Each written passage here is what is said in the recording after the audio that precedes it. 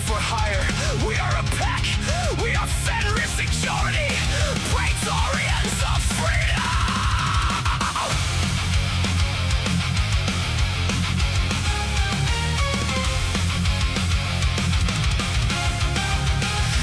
牙を向く灰色の街、傷跡だけが僕らの証。名誉もなく名もなき影、血にまみれたこの両手で捨てられた命、冷たい風。 We don't do it for glory, we are beastly soldiers for hire, fighting for a better future, risking it all under heavy fire. We strike from the shadows without detection, swift, silent and deadly, like a lethal injection. Fenrir security, 絶望の淵で牙をむく。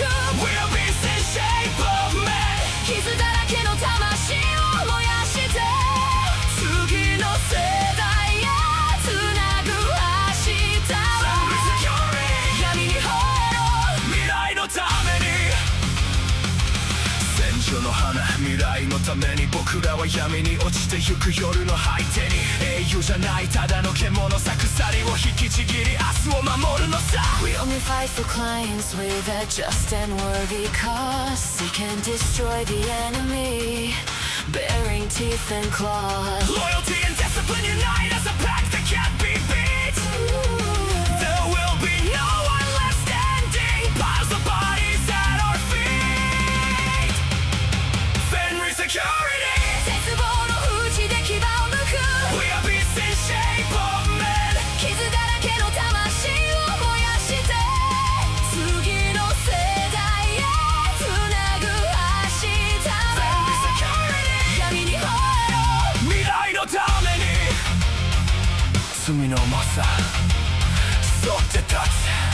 No matter the odds, no matter the cost, the pack does not rest until the war is won.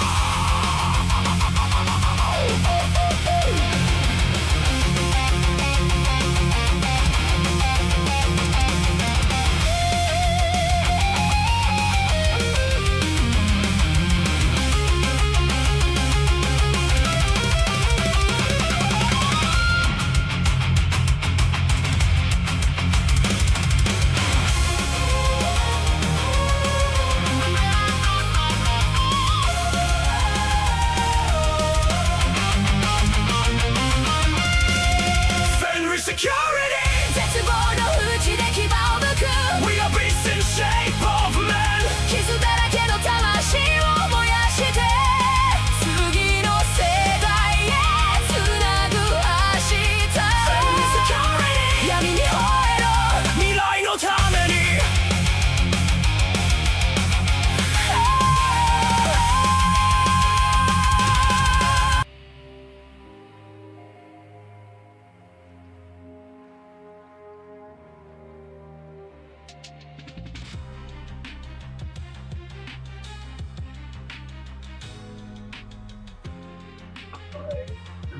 I'm gonna tweet my chat real quick. All right, everybody. Hello, how y'all doing? Sorry, I've been away from. Oh, Jesus! Sorry, I've been away from streaming for a couple days, or for a week. Shit. It's been rough. It's been rough behind the scenes. I'm gonna be honest with you guys. I needed to take a break. Holy shit, guys! Money. Hey, Anarchy, thank you for the sub. I appreciate that. Thank you, thank you. Oh fuck, ads are starting. God damn it. Motherfucker. Ads are starting in 1 minute. I fucking hate ads. I wish I could turn them off on Twitch. But yeah, I took a break for about a week. Now I'm on Dog Wave right now. We're gonna be talking about the Summer Game Fest, and we're gonna be talking about the whole Stargate debacle with Temp, Mama Akko, and Magma Fox. So yeah, let me go unmute myself over there. They enjoyed the cooked burgers. Yeah, Magma here, chat, is having a cookout for alien cat girls that he's trying to woo. How's that going with your alien catgirl harem? Better than it was yesterday. Oh, that's good, man. So, what did you all do this week? Worked and slept, and then like on Discord, I watched cartoons with my community and some movies. In the Discord. I worked. Streamed a bit, helped a bit, and slept through a family gathering because I was up too late, and then Amadeus kept me up later. You were big. Fair.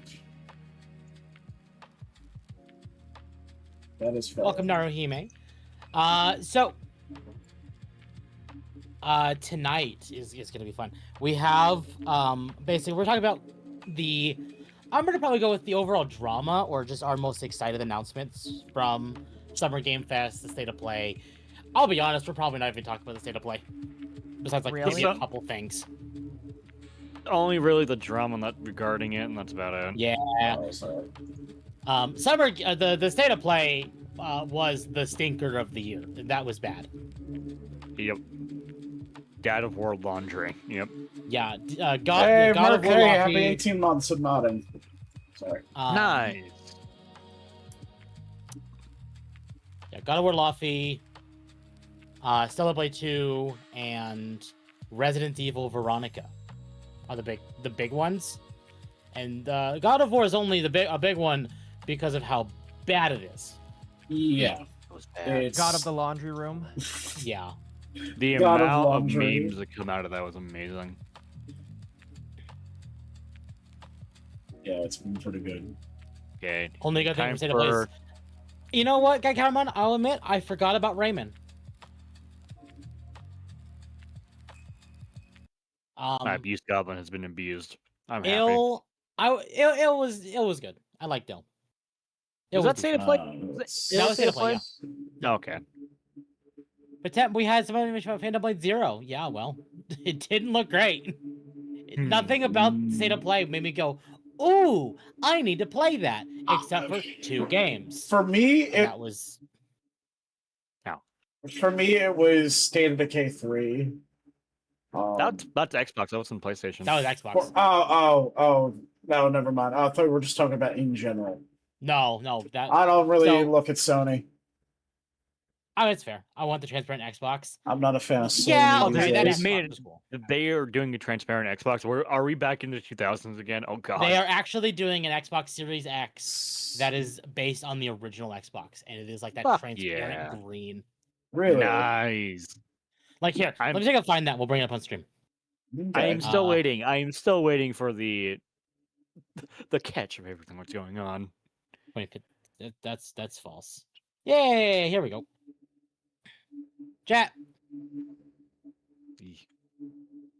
It'll be don't say that. It's not going to be $2,500. It can't be that. That's a bit too much. No. So here's what it looks like in all of its green glory.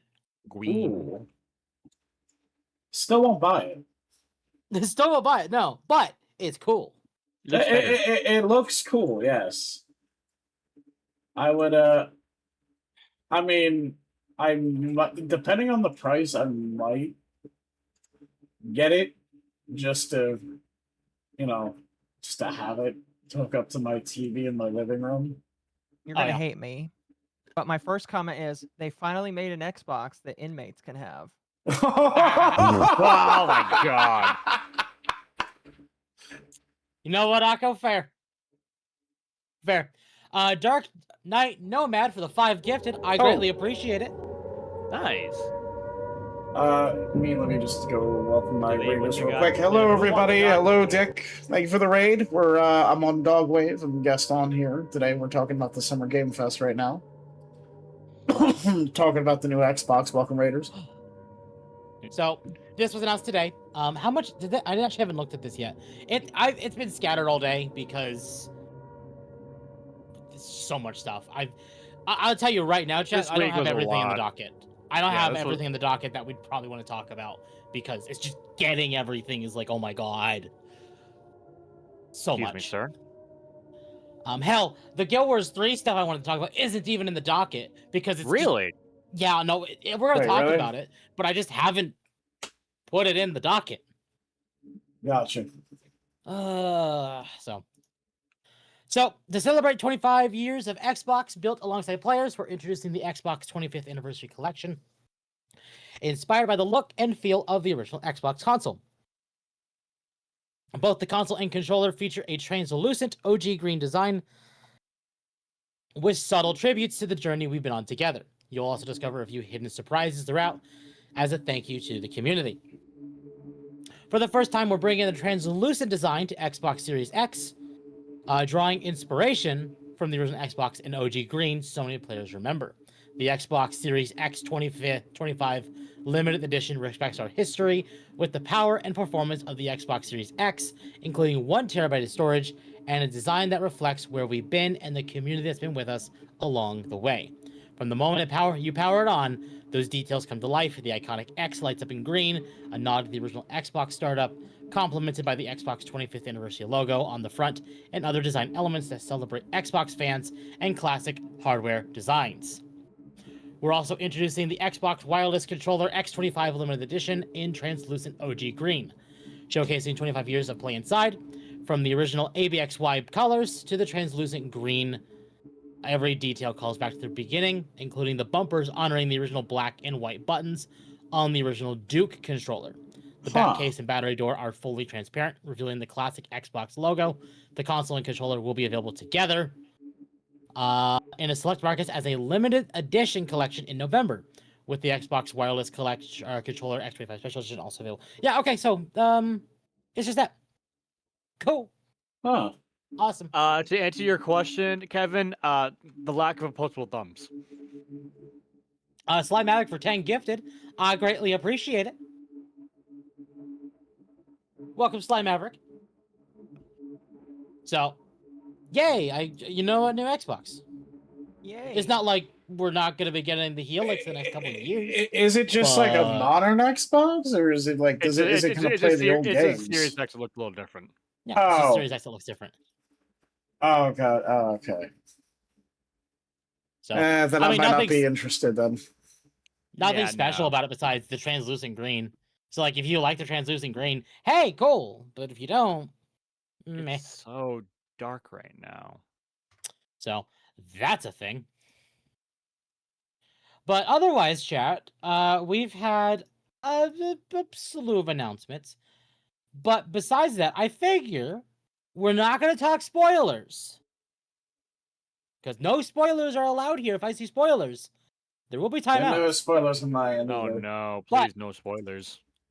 The Amazing Digital Circus, The Last Act, was the #1 film at the domestic box office yesterday. And this was posted on June 5th. So this would have been the 4th. The film earned $7.8 million in its opening day. That's a lot of money. That is a lot of money. Everyone is kicking Star Wars' ass right now in the box office, and I'd love to see it. I'm not surprised, really, because people enjoyed the Digital Circus. Even the casuals that didn't ignore the community, I liked the show. It was pretty good. I saw it yesterday. Was it good? Yeah, it was pretty good. I think that some people are going to be disappointed in it. But they will only be disappointed in it if they are expecting something like crazy. I'll just tell you right now. You should be prepared for like something a little different. Yep.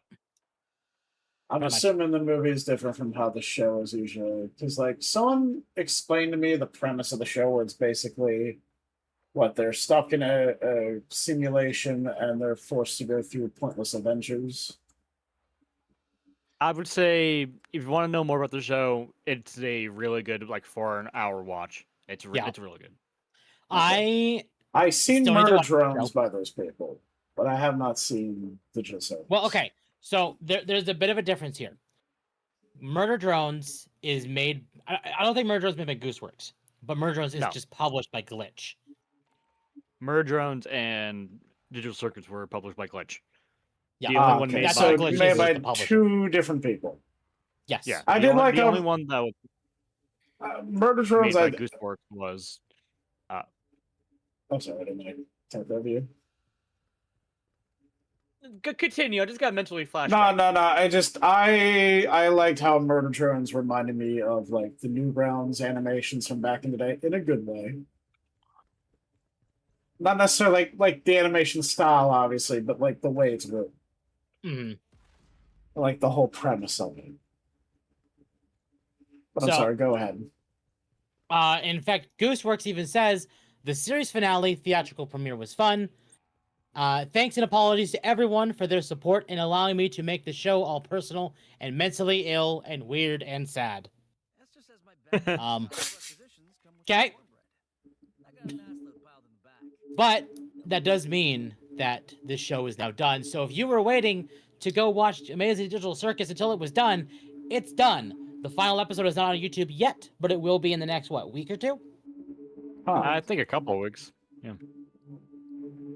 So, it's done. If you don't want spoilers on Twitter, for the love of fuck, mute the words. Yeah, mute the words, yeah. I know there's like an extension you can get for Google Chrome called Unspoiler, where you can have it filter out. Like if you're searching stuff, it'll filter out certain words altogether. So if you don't want to get spoiled for something, require me to use Chrome. Yeah, that's fair. No. I don't use Chrome personally, but there are a lot of people that do. If it's a Chromium-based one, it'd be different. Yeah, you can use it in Chromium-based browsers. Okay. But I wouldn't use it anyway because here's the thing. Primarily, you're going to see these spoilers on Twitter. Simple solution. Don't use Twitter. Don't use Twitter. Twitter's a cesspool anyway. I have yes, my it reasons is. for Twitter. It is. So do I. It is very much a cesspool. I do not like. I need to stay off the Twitter a little bit more. I am guilty of using it a bit too much lately. Indeed. I think just about everyone can say that. Yeah. This one's going to be a little close to Akko, but we're going to talk about it real quick. Oh, what is it? California is one step closer to passing a law that would make it illegal to modify your 3D printer in the name of gun safety. Oh, California wonderful. passes bill requiring 3D printers to have gun-blocking firmware installed. Oh, dear God. So, if you wanted to make 3D printed guns for like your cosplay and stuff, don't do it in California. You know, Mr. Jamez, a friend of me and Akko's, would really love to hear this story. Because he's known for 3D printing guns. For his own personal use, of course. Yeah, I think New York already had it.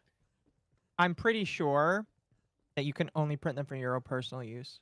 Yeah, no, you cannot print it. That's something, Chad. I'm going to let everybody know.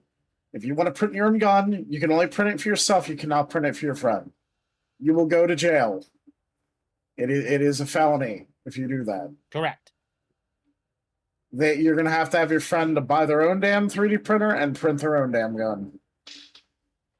There's nothing saying that you can't like give them STLs. Yeah, but that is true. You can give them STLs, yes. And on my side, Internet Zen Master said, yeah, they passed a similar bill in New York recently as well. My state here has a bill, but I looked into the bill is trapped in courts right now. Okay. Yeah. Also, hello, Ninja Wannabe on Kick. Slime Maverick for 5. Twitch. Speaking of Digital Circus, you gotta love when the fandom of popular IP turns toxic for no good reason. Cries a Smash Brothers fan. I've been part of some toxic fandoms. I'm not going to name them here. Of toxic fandoms, I guess that's a great segue to talk about what we really should be talking about right now. Did I not put it in the docket? Because are you talking about Sonic? We are going to talk about Sonic. Oh no, what's going on there?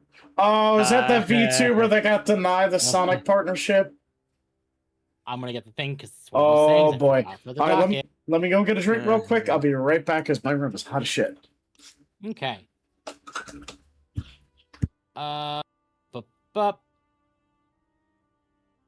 So, God damn it. We'll wait till Razor comes back, and then we'll talk about it.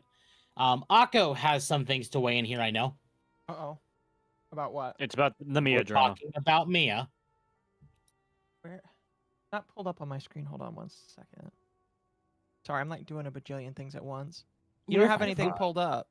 I know. We're waiting for Razor to come back. Well, Razor maybe, went to get some water. maybe we should wait for him to come back before I weigh in on it. Well, that's fine. I can still mention that this is something you're interested in. Oh, excuse me. Oh, yeah, I would say so. Ugh. Don't like how the pizza pops. What up happened to me? We'll get in a consistently. minute. Well, what about rubber band guns and Nerf guns that wouldn't affect the 3D printing ring? So I don't know. that's the thing is like, you know, if it's for cosplay, you're probably not gonna 3D print a normal looking like 9mm gun or whatever. You're probably gonna do something fantasy like in like potentially like Mass Effect or Destiny or Gears of War is a great example. Halo, you know, it's science guns, not just guns you typically see today. So was that technically count under that ban or no? Don't know. Sonic fandom trying to be full cancer challenge impossible. I mean, it's yeah, not impossible. It's possible. Wait, because wait, they're always wait. cancer. So what's going on here? So- Why is my chat saying someone made a Muzu edit where he's Indian? I don't know. Chat, what the fuck are you saying over here?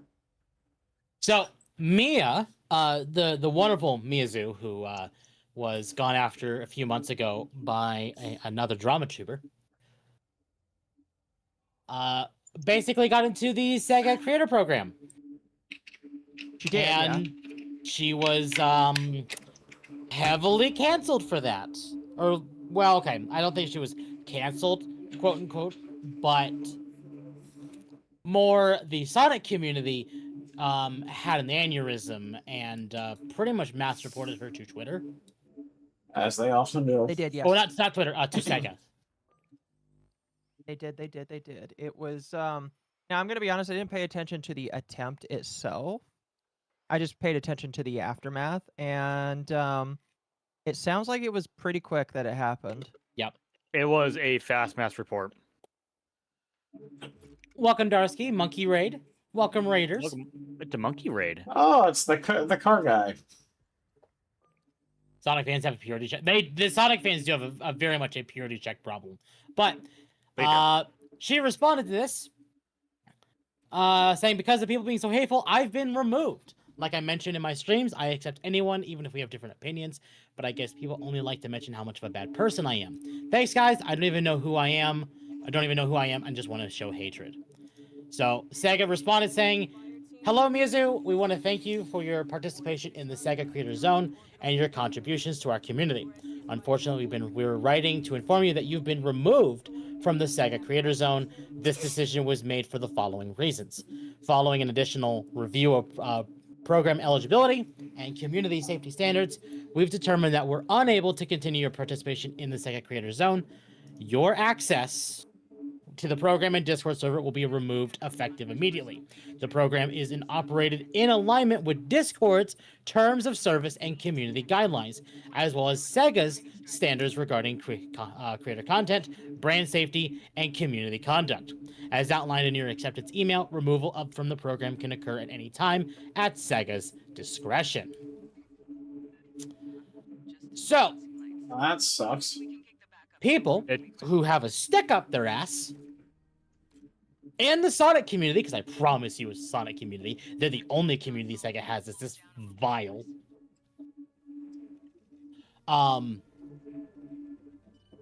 Yeah, that was a thing that happened this week.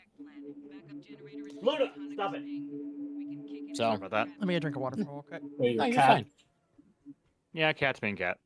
Cats So- are being cats. So here's the problem. I think that this is a wrong thing that she would have for her to have been removed. And I think that the people who mass reported her, because I do believe it is a mass report, are wrong to do so. I also feel like there's some internal shit with Sega US that probably also contributed to this. I overall think this is wrong. On the same topic, I think that when you are a mostly drama-based content creator or a content creator who is kind of prone to get into trouble, some companies are just unwilling to look at you favorably. And I'm not saying that's what happened here, but I'm saying that, like, there's a reason why drama creators like me, or like Kirsch, or like a lot of other people are very,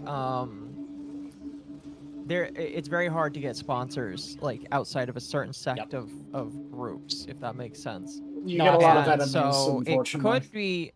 it could be as simple as Sega looked at this and said, "Well, that's drama, and we really don't want to intersect with that." But they probably wouldn't have found out about it.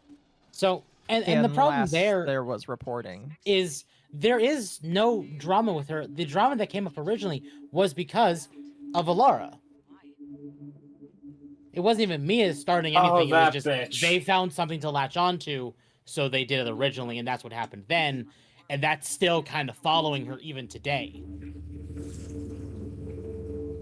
Although, to be fair, some people actually think this was due, and I don't think this is the case, especially after the something Savvy posted earlier.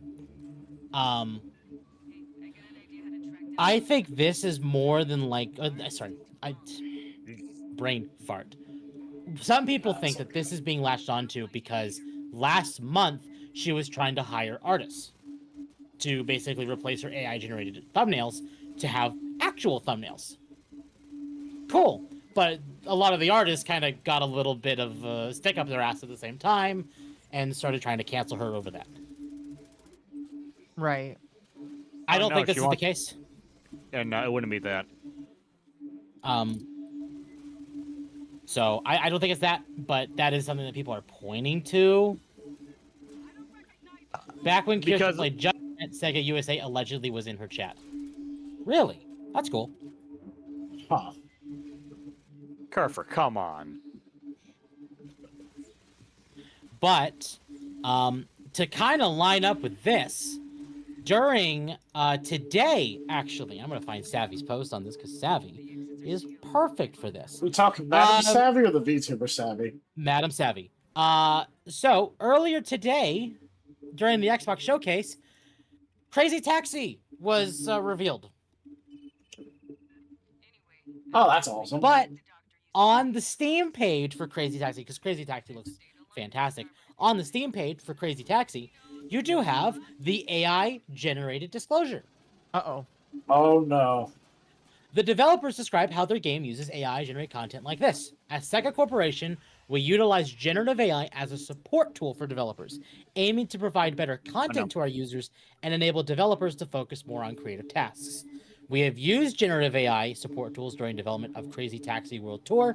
No AI was used in reference to the performers in the game. Hoi hoi, CYN. How you doing today?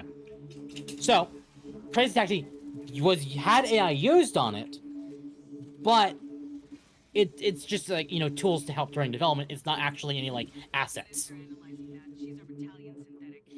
which is something people have a period check over. But this lined up because no. Why did I not grab Savvy's post? That's not grab Savvy's post. Savvy, a bunch of people just lost it on Mia for being pro AI or using AI thumbnails for YouTube, and that's why they said she needed to be Minecrafted for being accepted into the Sega official Sega Standard really? Creator All program. over that? Really? Here they are once again disclose that they use AI in their work, games, company, etc. Again, go to Sega Sammy website and see how they boast about AI. But none of the Sonic fandom will put down Sonic, I bet. Real good moral posting. Yep. So... yes, it was a working Joe chat. So if that was the reason they removed Mia, which I don't think it was... It's a hypocritical reason, but it's being entirely hypocritical. Yeah. Exactly. But what I really think it was the Alara, the trans stuff. I really don't think it was Alara that did it. I just think it was mass reporting. No, it wasn't Alara. It's people that latched on to Alara reported. Magma's correct. It's the people that latched onto that. Alara has a tendency to start bandwagons that people like to jump on without even thinking. Correct. I don't know. I just think that the fan base in the Sonic community, no offense to you, Temp, is pretty shit, and they are the ones that. Well, those are the people that latched onto it because Mia is a Sonic content creator. People wouldn't know about Mia if it wasn't for Alara reporting. Because once I think the Sonic community already knew. I haven't heard of Mia until the drama dropped. This is my first time hearing of Mia as well. Like, I saw the shit on Twitter, but I don't know. I'm like, it's not my wheelhouse, so I didn't really pay too much attention. I'm just like, well, Exactly. just more people trying to cancel VTuber for probably something really stupid and mundane. Why am I not surprised? A day ending and why?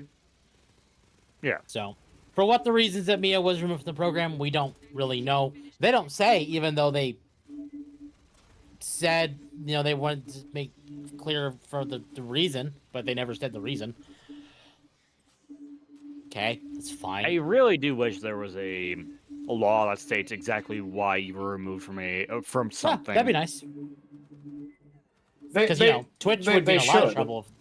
Because if they did, it will show, one, the exact reason why people were removed, and two, it will show hypocrites of like, hey, I was removed because I was the X thing, but in reality you were. Why? Yep. Kind of reminds me of my old state. So, like, in Pennsylvania, they actually have a bullshit policy. It's what's called a free fire state.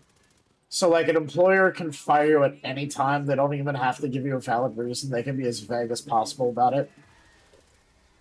Which is bullshit. It's very anti... What's a good word for it? Anti-worker, I guess? Not worker friendly? Yeah, something like that. It is a bullshit law, and it just sounds like what they're pulling is kind of something similar. I just got jump scared by my worker. I feel like if you are going to pull somebody from a sponsorship with your business, you should give them a reason as to why, so that person knows what to avoid in the future, instead of having to like guess.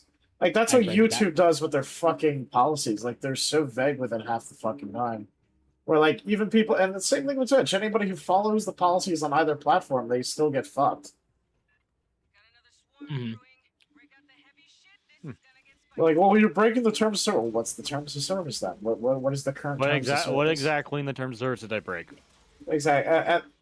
And there's also, obviously, like, favoritism. Like we all know this with Twitch. Don't get me wrong. But... Like, as much as, like, it's annoying that I got that suspension from Discord, they were very upfront about the reason I had that suspension. Man. It's like... I can chat the for Canadians hydration. are out to get you. Well, we don't like you, bucko. I mean, but you know what? As much as it's like, oh, it's frustrating. I had that mark in my account, for whatever. But at least they were like, it was hateful conduct, and here's what you said. And it's like, you know what? Thank you for actually telling me. It's out of context. At least they're upfront with it. Yeah. It was the best moment of last week's stream. It was. Okay, so Riz, if you don't know, last week I got a 24-hour suspension from Discord because I said fucking Canadians. What? Careful not to get suspended again. Are you serious? No, I'm not. I'm dead serious. This happened. See how many fucking people say that shit on any given day that live in the United States? Like, so you got suspended for what most Americans say anytime they look at the news. Yep. Wow. It was a very, very fun time. The worst No part offense of to any Canadians in my community. the worst part of that whole suspension was I couldn't use Discord for 24 hours. But I'll tell you what, it was awesome. As a content creator, that's annoying. I could join calls. I could leave reactions. I just couldn't type. What a suspension. Chat, why are you saying, what are the Canadians, like, nah, you know what, you don't even have to tell me what the Canadians did lately, but... Oh, I didn't make any goal. Like, but I'm not going to bring it up here, because I don't want to... I am trying my best to be apolitical lately, because I know a lot of you guys have told me you do not like it when I bring that shit up. Yep. Have I been to Sierra? I don't think I've been to Sierra. There you go. I forgot to set the goal earlier. Shit, I forget how you change. James, I agree.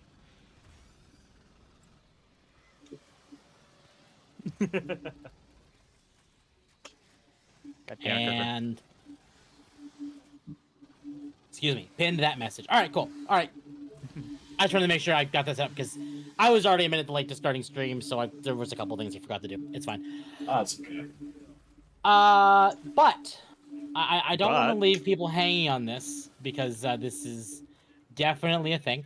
God of War Lofty was announced this week. mean laundry? Yes. God of War do the God of laundry. God of Laundry. So let me bring that up. God of War Yeah. Fluffy. If Kratos was there, he would just keep calling her a woman and be like, "Woman, make me a sandwich." So woman." one, they remodeled Athea. They remodeled Athea because from the original series. Yes. That's right. That's actually been proven that they remodeled. Thank you, Flight Slide Maverick Maverick, for 2. for 2. Blame Canada. Blame Canada. Oh, dear God. I like how the dog screeches in the super chat thing. That makes it look so much funnier. Indeed. Oh god. So Hold on. shift. Why is this? Razor, why game audio? Because we're talking, and I don't want the game to power over everybody talking. I'm just using the game on the screen Indeed. to give people stuff to look at. Indeed. Exactly. Like I said, Hold on. if you want to see what Temp is pulling up on his stream, go over and watch Temp stream. It's Dogwave. Yes. Indeed it is. I'm trying to find the trailer. Again, the dock is kind of messy because I've been scrambling all week. So yeah. So basically what happened with Laufey is they revealed Laufey and it was not taken well because of the departure from Kratos and still using the God of War name, and also trying to do because they're trying to make Faye as equal to Kratos as possible in terms of achievements instead of, making her an equal to Kratos. Yeah. Because anyone who's been in a relationship, anyone who's married knows that to be an equal to one another doesn't mean you need to be the exact same thing. Correct. No, like, So, and the purpose of a relationship too is you are trying to help the other partner accommodate for their shortcomings. exactly. Like, Kratos is obviously not the most, like, in a marriage like that, Kratos is obviously not the most nurturing person, but he's very protective, he's very strong. And he Correct. provides. So, this is one of the big announcements from the State of Play, for better or worse. But it was technically the next game of the God of War series, where we play as Faye, which is Kratos' wife that passed away before the events of the first game of the current iteration of God of War. But the big problem that people are having is, one, she's kind of fugly. And I hate to say that because her actual actor is hot. She is. They ruin her. The same thing they did with What's Her Face in Star Wars Outlaws. So this is what she looks like in the game. Good goddess on a cracker. This is her actual actor. Why couldn't they just do that? It's a bit different. Because they want to make sure that you aren't attracted to females. I'm gonna say this right now. I said it on Twitter. Because when they were comparing her to the really cute K-pop pilot girl from the new Ace Combat, I said, I'll take K-pop pilot girl over trailer park lady who looks like she's from an episode of Cops, just sticking her head out the door of the trailer going, lock his ass up! So the problem really is right now, it's also the Disneyfication of video games, especially when it comes to the Ian side of Sony. Because it's because of the cube named Frank. Yes, the cube is named Frank, and the sword. No, it's not the sword. Obviously I'm the ribbon. It's not the sword. That bullshit. It's like, I don't want this. I want if you want more grounded God of War, you have the first one of the God of War series. Go play that if you want a more grounded version of it. But you're still missing the grittiness of the entire story of it. And I'm not gonna say that when this game comes out, I think it's gonna be more bad than good. But I do hope the bits that are good are genuinely good, because I think the overall premise of this game has a lot of promise. The premise of it's fine. I mean, it gives you a chance to bring back old characters that died. Exactly. But even then, I think I probably would have preferred this if something happened at the end of Ragnarok, where I don't know. Again, I haven't played Ragnarok, so I could be just spitballing here, and I could be correct, and I don't know. Where Atreus dies, but he dies a weird death, and it's not normal even among gods. and doesn't whatever, matter. and then like Kratos has to go to like the Everywhere, which is where this game takes place, and he ends up reuniting with Faye. Like that, you know what? That would have been cool with me. I would have had no problem with that. And also, another thing you brought up, the Everywhere, is it Everywhere or Everyone? It's Everyone. And the Everywin. Everyone, is that what it's called? The concept of that existing is not good for the entire story of God of War, because the main premise of the God of War, the first God of War franchise, please correct me if I'm wrong, it's been a while, but Zeus was trying to prevent the Kratos from killing everyone because he doesn't want to die. But guess what, guys? We're just going to hang out in the God Afterworld. No, that doesn't make sense. Why is it an afterlife for the gods? Yep. I can see it for the mortals, but why the gods? It's like this is Valheim, but for not Valheim. And to be fair, Valheim did get an update, but no, this is Valhalla, but for gods. And the thing is, when it comes to that, we saw Zeus in Helheim. Yeah, in the first God of War game. So what is it? Yep. Exactly. So did the remake really get canceled? No. It's just this was in development. This was almost done before that when it was announced. So.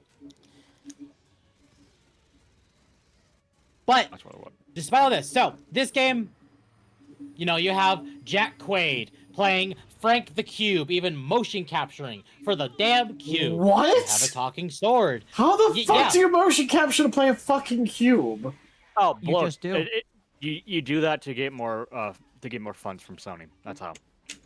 I don't know how that would work, but it just does. So yeah, the cube is motion captured. Why, I don't know.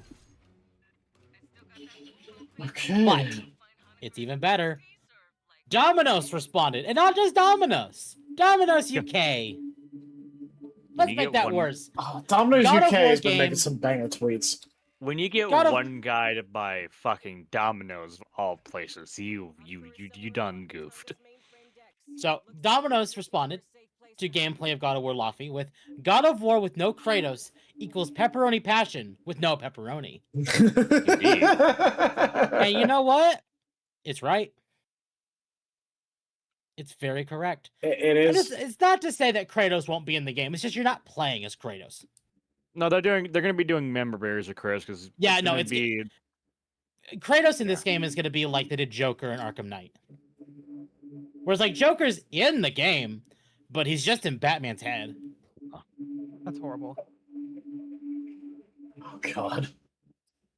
Can you imagine having just Mark Hamill speaking to you as the Joker in your head perpetually? No, thank you. Apparently, it worked well in the game. It did. It actually worked really well because then you get to have Joker as like not a protagonist or an antagonist. He's just kind of there. I think actually there was one moment when he did take over Batman's body and actually did something good with it, but then went back to being a total piece of shit. Yeah, didn't he like kill half the fucking Arkham inmates or some shit? I don't think so. But it's been a while since I played Arkham Knight, so I could be wrong. Right. Law has that MCU cringy dialogue. It does. It absolutely does. Hey, chat, I'm gonna change the game on stream because it's hot in my room and my fucking CPU core is like really hot right now. It's like near 100. You should probably change your game. Yeah, change your game. Yeah, also it's the AC in my fucking house doesn't work again, so yeah, that would do it. Yeah, So- that'll fucking do it. So amazingly, the Domino's was not pressured to take off this post. Good for them. I wonder why. It's amazing, like, clap back at that. It's marketing, and they need the marketing. And guess what? The marketing fucking worked. Yeah. So now I will admit the gameplay here looks more fun to me, admittedly, than God of War. Well, it's because they're using this as a basis to see what the God of War remake will be able to handle. Yeah, because like I'll be honest, I played God of War or God of War specifically, and I'm like, I don't know if I have a desire to play Ragnarok. And this even without the like adding in the DEI elements, I'm just like meh. I don't care. But at least this is like this is at least more interesting to me. course. Well, they're that, you know. trying. They're like, hey, it's juggling. It's like, yeah, it's juggling was in the first games. We are aware of juggling. It's Didn't was play a concept. Ragnarok, but isn't the gameplay pretty much them? It is, yeah. It is with a little bit. You get a couple new weapons, I believe. Yeah. Gameplay looks fine, but the story seems terrible. Yeah, the story, yeah, it looks terrible. So wait, it's gonna have the exact same gameplay of every other God of War game that's come out No. recently. No. No. Recently, yes. That's why you should have let me finish. So it's gonna be the same as every God of War recent game, but it's going to be done by a woman instead. Yes. Now, admittedly, the combat is more fluid. It's more like it feels more akin to probably what I've seen of the original trilogy, and less like current God of War, and like that's a boon. But I'm like, if we're gonna have like old Kratos combat, let us just play Kratos. Also, yeah, Dalahan mentions the lack of gore is lame. They could get away with lack of gore because of where this takes place. Because technically everyone is already dead anyway. But the thing is, lack of gore. They're doing the safe gore thing, which is a lot of blood, no gore. Exactly. Speaking of that, they also announced Wolverine at the State of Play. Yeah, I'm not too happy about what they did with Wolverine. Wolverine looks like total ass. It doesn't look bad. Let me pull up a trailer for Wolverine. Yeah, I'll actually screen it. And Magma brings up a fantastic point. I'm gonna bring up the Marvel Entertainment post, not Sony. The gameplay, and I'll bring this up and just mute it so chat doesn't have to hear it. It's a safe bloody. It's like Luffy kind of safe bloody. It's safe gore. It's a lot of blood. It's a lot of blood, no gore. Yeah, it's like, yeah, you constantly see Logan stabbing people. You constantly see like limbs and heads and like everything being ripped apart, but it's not gory. It's just, if you want gore, for the love of God, play the X-Men Origins Wolverine game. That was gory. Like here, I'm gonna show like that right was here. good too. Like you see him kind of hovering above this like logging station with some like weird mercenaries. And like, yeah, like there's a lot of blood, and it's refreshing, but at the same time, the blood also looks like it's physicsed and not really there. It's the entire thing is that you see you don't see the holes where you shred people up. You don't see any of the gory details. You don't see the impact of your claws. You just see claw go and blood come out. Exactly. Not real blood. Yeah, it's weird. Exactly. It's weird. I mean, depending on what kind of blood you get. It's safe. Sometimes blood is very it's safe gory. Have I actually been there yet? And like, do I appreciate the kind of combat we're getting? Yes. I think it's very Wolverine, and that's very cool. But what I want out of Wolverine is like how you expect like stormtroopers or clone troopers who ripped apart with a lightsaber. That's what I want. That would be nice, but unfortunately we aren't going to be able to get that. Like I would love for like literally like physics ragdoll limbs everywhere. Like, yeah, would that cause some visual clutter? Absolutely. But that's still way more interesting than what we're getting. What we're getting is very watered down. Yeah. I was expecting better, honestly. As somebody like I love Wolverine. He is one of my favorite X-Men. I mean, shit, Wolverine's one of my inspirations for my VTube model. Jean Grey. Look at Jean Grey. Yeah. So have a gander at her face. God, what the she looks like Gambit. What is wrong with your face, woman? A lot of things. A lot of things. She looks like fucking that Gambit. Looks like a dude. Indeed, it does. I don't have a metal detector. And it gets better. And I don't mean to sound rude with this, but I'm gonna skip forward a little bit. They brought an actor to play themselves again. You know what? I'm just gonna do this. I am 'Cause this so is faster, tired of the this is easier. frumpification of Western characters. Oh, don't worry, they're replacing other characters Is too. that Scarlet Witch? I could believe that more. Oh, that's funny. That's a funny reference. Someone thought that was Scarlet Witch when the trailer was being shown. I could believe it more. So inside the truck that's being driven away is our favorite black woman, Deborah Wilson. Great voice actor. Stop making her play herself. For the Yeah, love of fuck. She She's a is great in actor. Stop every fucking thing. Mo-capping her for everything, please. Great actress. I'm So sure she's a nice lady, but they put her in everything. At this point, I think they're just reusing the model. What did just Sony use it for? What is Insomniac? They might just be passed around the entire industry. I don't know. You. Stop mo-capping her, like, dude. Like, at build least the give her a stylized different up for fucking photos. model that doesn't look like her. And also, Like- stop with photorealism. Yeah. Yeah, I'm if you tired play of celebrity Destiny- likeness being used in games. I agree. Like, if you play Destiny, she voices Savathun, and holy hell, she's fantastic in Destiny. But I'm sick of seeing her everywhere.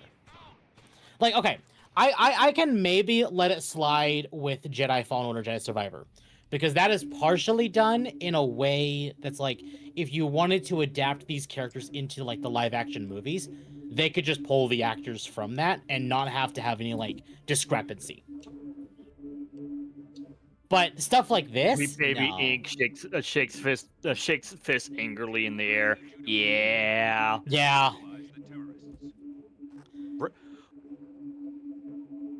Ah, I got an achievement. It's the Pedro Pascal effect. It is. It Oh, very I'm much tired is of the him, Pedro too. Pascal effect. To be fair, But the- if I had to but the- choose, I'd rather see her. Yeah. I'd rather hear her than see her, to be real. Yeah. He's a I don't fictional want to woman. see or hear Pedro. It's not. It's because that He's in Deborah too much Wilson's an shit. amazing voice actor. So, otherwise, the Wolverine trailer looks meh. There's a whole lot of nothing there. Also, they're not even called the X-Men in the game, they're called the X-Team.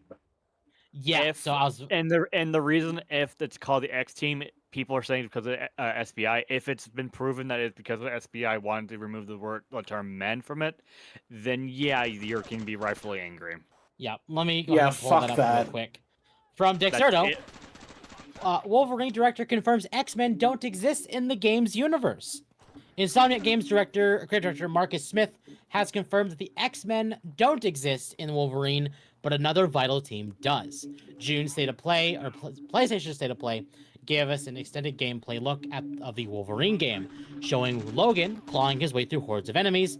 It's also confirmed even more iconic Marvel characters that will appear, with Jean Grey joining the likes of Mystique. Sorry, my headset just turned off on its own. Like Mystique and Sabretooth. But ever since the game was announced, fans have been wondering about the timeline. Is it set before the X-Men have formed, or is there a team led by Charles Xavier working in the background? In an interview with Variety, creative director Marcus Smith confirmed that although X-Men characters will appear, the team as we know it isn't around. It's our own unique take on the world, and as such, we are putting it in modern times. But the X-Men do not exist, he explained. The X-Men are not in our game. And where do we start is... Oh. Sorry. And where we do start is Logan has been around for a while. He's part of a team called Team X. That's fucking lame. As Smith put it, Team X is a group of mutants who go all around the world and save other mutants who are in danger.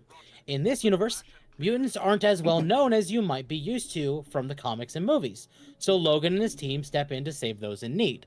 In the comics, Team X has historically been a CEI-run squad that carries out Black Ops missions and is overseen by the government and the Weapon X program, the same one that created Wolverine. The original members include characters like Logan and Sabretooth, as well as more obscure characters like Maverick and Silver Fox.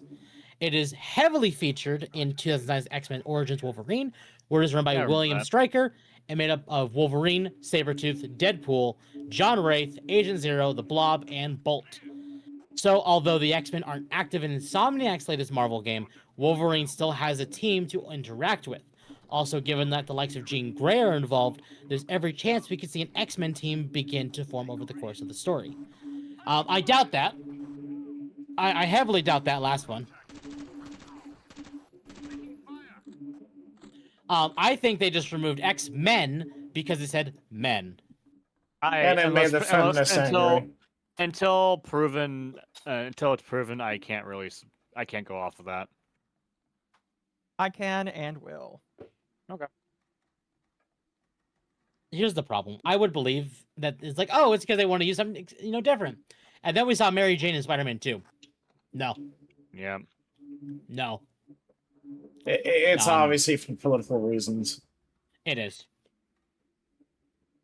So. No, they broke my light. Damn you. That's disappointing, but oh well. They broke my funny blue light. I'm mad now. But we did get another interesting announcement. Question for all of you. What is your history with the Toy Story game franchise? Oh yeah, I remember that got remastered, didn't it? I never played them.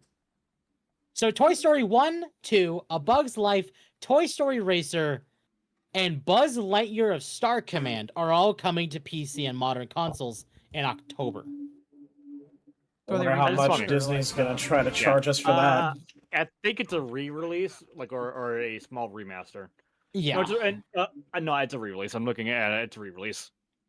It's a re-release, yeah. So, if you were interested in any of these games, they are coming to modern systems soon. I know only one, maybe two of these games interest me. Buzz Lightyear would probably be the only one that would interest me. Yeah. I actually like the Star Command movie and the. And now show. Deadpool will not be in the game. It doesn't look like Deadpool's going to be in the game. No, Deadpool will be saved for a sequel. So Deadpool is Marvel's moneymaker at the current moment. Yeah. Wolfsbane for $1.99. Black Ops, so Weapon X or X-Force, bricked layup. No, I really think, as much as we'd like to believe it, it's probably just it's just for SBI reasons. Wolfsbane for 1 month. Thank you for upping your membership, Wolfsbane. I greatly appreciate it. So, I don't know. I thought that was cool. If that's your jam, if you're interested in these games from Disney, cool.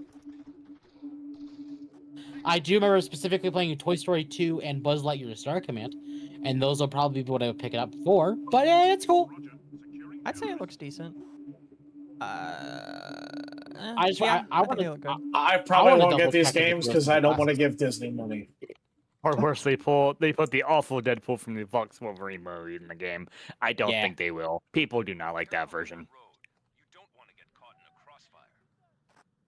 So apparently, I don't know how true this is, but I think it's not good, but it's also mildly funny. GTA 5 Michael actor calls out his swatter as he's sentenced to 4 years in prison. Oh my gosh! I get. I forgot totally about Herbox's super. Herbox for 5. According to gamers, this is fine, but God forbid a Korean woman gets a little motion. Stellar Blade 2. Yeah, I think we're getting to that. I mean, we're getting to that later. So I'm going to assume that the swatter that was taken to jail is probably the same one that swatted Mr. Medicare for multiple years. What's funny is Medicare talked about that. I need to watch that stream. But basically, the reason why Medicare was targeted by the guy is because one of the individuals that was close to the individual who was doing the swatting was upset with Medicare and decided to use them as a vector to get back at him.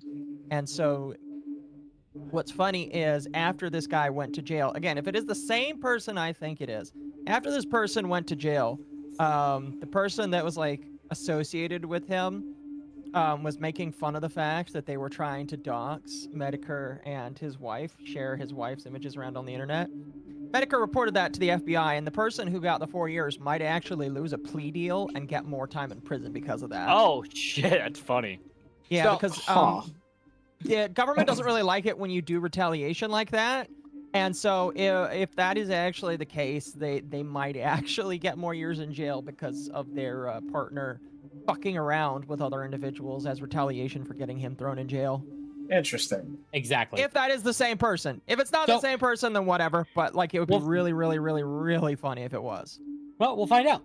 Ned Luke, the voice actor best known for his role as Michael DeSanta in Grand Theft Auto 5, issued a message to his swatter after the offender was sentenced to prison. Ned Luke has turned his GTA 5 fame into a lucrative side hustle, often playing Rockstar titles including GTA 5 on stream.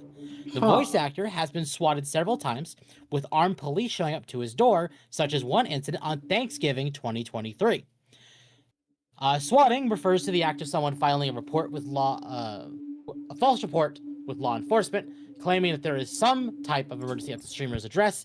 The goal is to elicit a police response from a SWAT team to see the incident unfold on their target's live broadcast.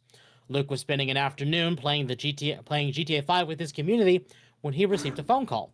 Shortly afterwards, he announced that he had to end the stream, saying he had been swatted. The person responsible was eventually caught, and on June 2nd, 2026, Nuke issued a bold response to his tormentor. Ned Luke, so we'll go ahead and give this a listen to. 800. In fact, let me mute that and do this. I forget I put that clip in the game. So I put the. I hope it doesn't say any slurs. All right. Here we go. 42 billion. Look at this guy. Here's even more. Here you go. How about this guy? 1 trillion.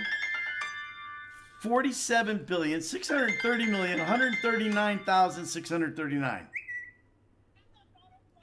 Hello. I need more drives, game.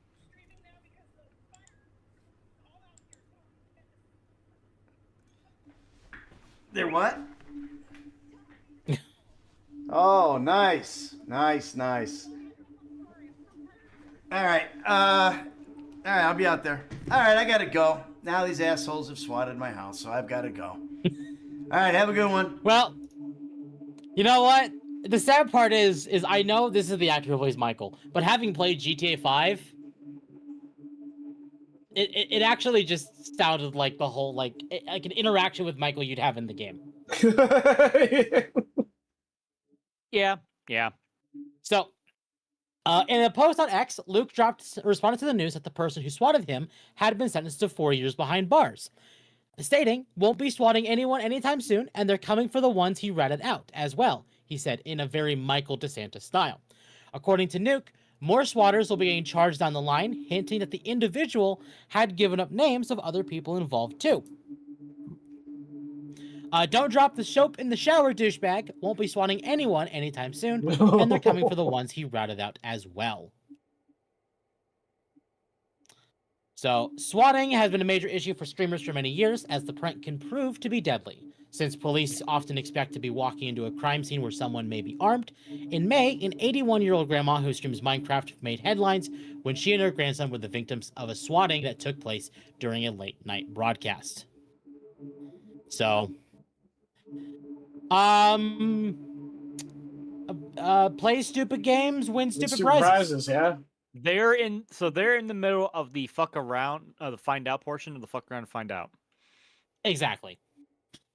Don't swat people. It's not good. Never It's fucking not good. do that, Well, and it okay. doesn't end well. It's a felony that will get you sent to jail for multiple years. Yep. I And think Lord the 4 have years is very low. Lord have mercy if someone gets hurt because you called the SWAT. Yep. Pretty much. Well, that's the goal of swatting, is to hurt people and potentially get them killed. Yep. All And for it clicks. happens very often. It's not even for clicks, it's just to freak people out. Sorry, Chad, if you hear Fucked any up water is what it running, I'm is. filling up my water bottle. Oh no, it's all fine, Tim. So that happened this week. Get fucked. Yeah, that's my opinion towards anybody that swats, honestly. I don't blame you.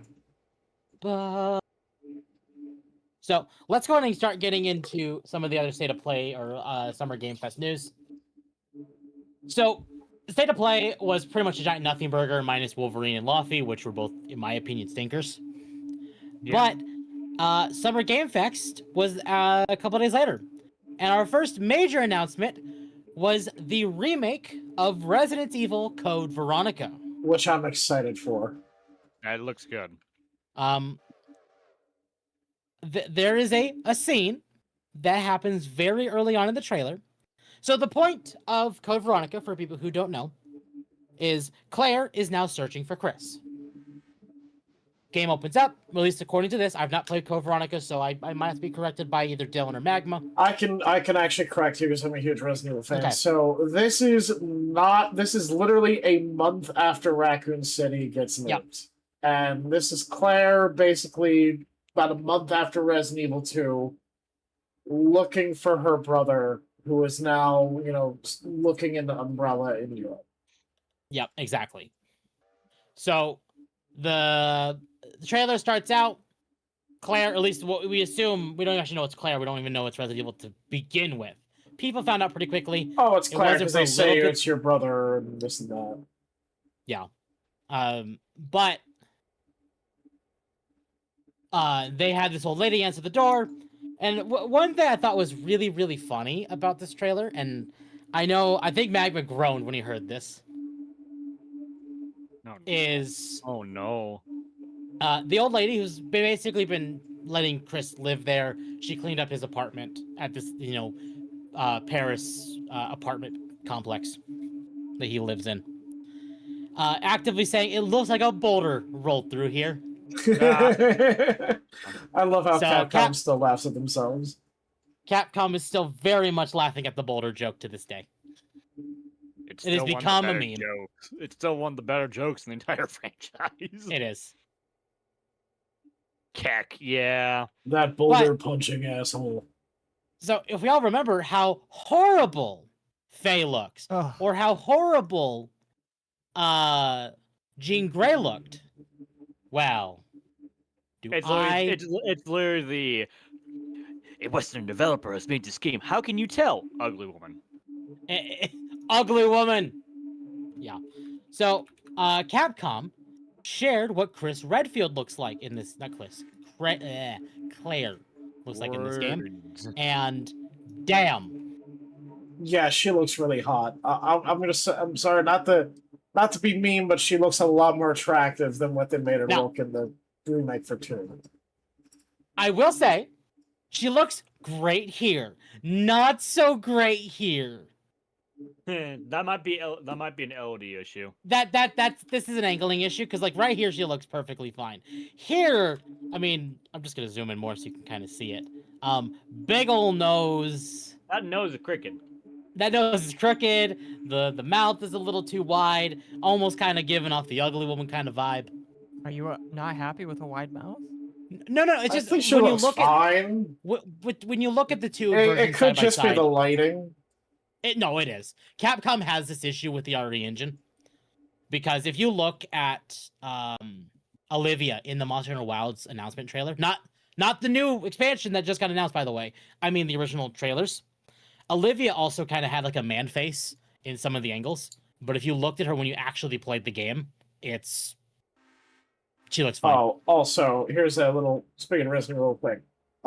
If you really hated the Paul Wes Anderson movies, there is actually a Resident Evil crossover mission in Hitman where you get to kill Mila Jovovich. Correct, yes. There's more to Resident Evil Veronica. There could be more. No, there will be censorship. There will be changes made. I'm not going to say there isn't. Depends how much. Are we gonna see RE2 levels or RE4 levels or worst of all RE3? That's exactly the problem. One piece of censorship I know people have been calling out is literally Claire's design, actually. It's more akin to her RE2 design. Okay, sorry, let me rephrase that. Claire's design in Veronica seems like a fusion of her old Code Veronica design mixed with her new RE2 remake design. Like it's more fitting towards the Code Veronica design, but less mid-drift, if that makes sense. It's weird because the old design was she did perfect. have more of a midriff, now that I remember. Like, because I remember, like, the back of the jacket had wings on it, and you could see like it only covered down to her chest, and her stomach was exposed. No, there's no issue with it. I actually like this design. It actually looks really good on her. But I know that is one thing that people are complaining about as a part of the remake problems. Yeah. Which is a valid reason, because why would you It change is. something? Why would you change something for the sake of changing it? Exactly. So, I kind of get it. But obviously, this game's not coming out to 2027. We don't know quite when in 2027. What the But censoring? next Although year. there might be potential censorship for the new Resident Evil game. Now, there will be. We'll see if Capcom wants to tackle a potential. I will be honest, actually, Code Veronica might have the same issue that Persona 4 Revival is going to have. Oh no.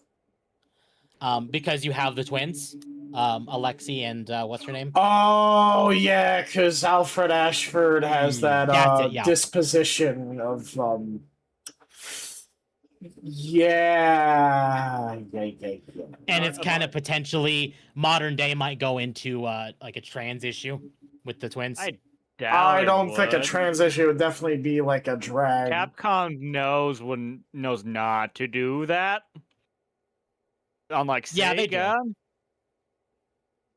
I can explain that, says Dylan. Yeah, the cross-dresser, yeah. So I'm not obviously they might not go down that route, but I know with modern day issues, it is definitely a concern. Yeah. But I mentioned it this morning, and I'm actually gonna just grab it from my Gaming in General channel in my Discord because I forgot to put it in the docket. Because oh my god, there's so much not in the docket. Where? Welcome to the club. You're their friend now. Go have some There we talk go. later. I'm gonna grab the Cabertus tweet. It's not enough that Capcom keeps retconning over 2 decades of established franchise lore, including characters, story events, locations, and enemies in the so-called remakes. Now Capcom's disrespect for its own franchise has reached a whole new level. They're even rewriting the meaning behind the game's title. Anyone who has actually played the original and true Code Veronica knows how important the game's name is to its story. But I guess that's fine for the audience Capcom wants to appeal to with these remakes. An audience that simply cannot stand the idea of playing video games. They'll play this abomination and then go around claiming they know Code Veronica, just like they claim they know about RE2, 3, 4, despite never actually having played the actual 2, 3, and 4. Oh. No. Buddy. And depends on the new version of this tweet. I remember when he was a little bit more respected by people, and now I it do just too. seems that people are slowly realizing that he's doing just more and more reactionary shit. He is. I realized my character is about to pass out. Okay, time to go to sleep. That's some weird. I don't.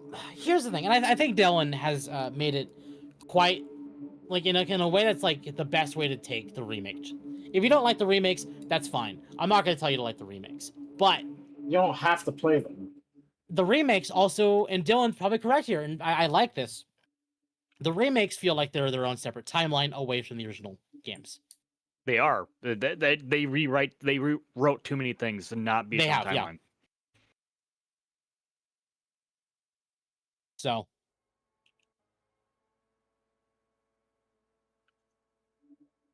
And plus, it's So- a remake, anyways. Exactly. It's a remake, and like Code Veronica was definitely a game that could use a remake. It's not like the original is better. The original is kind of very mixed.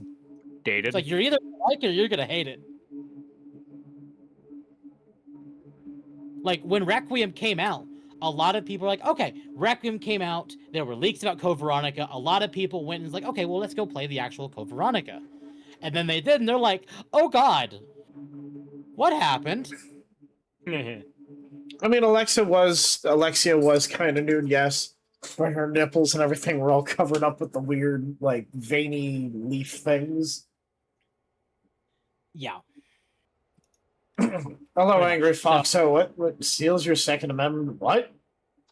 Get the What? get the fuck out of here! Trying to steal my Second Amendment. Code what- Veronica what's had hap- its issues. Are you exactly? Angry Foxo in my chat? Are you a fucking ATF agent? If so, fuck off. So I don't know. I'm in the camp of saying that Veronica is probably a native. I'm joking, Angry Foxo. Alexia and Alfred were individual people. No, I know they were. Code Veronica was my first Resident Evil, so it holds a good place in my heart. Cabrutus thinks they'll play the remake, and when they won't play it, they'll watch a playthrough or video. I say, yeah, exactly. Yeah, I don't know. I do think that there was valid times to be concerned about these kinds of things. However, I just feel like some people are finding reasons to complain to stay relevant. I Yep. want to be wrong about that, but like some people, I'm just like, can you like actually come up with complaints that are valid? And don't be the quartering and pretend that like you have to find reasons to be upset. Yep. Exactly. Yep. I think that's rude of me to say. I remember quartering had this was one of the most autistic things to have a shit fit over. He had a shit fit. I remember like 3 years ago, he had a shit fit over Thomas the Tank Engine saying it turned woke because they added like 2 or 3 girl trains to the game. Not to the game, sorry, the show. Let's not get caught up on the quartering too much. He's a fucking weirdo.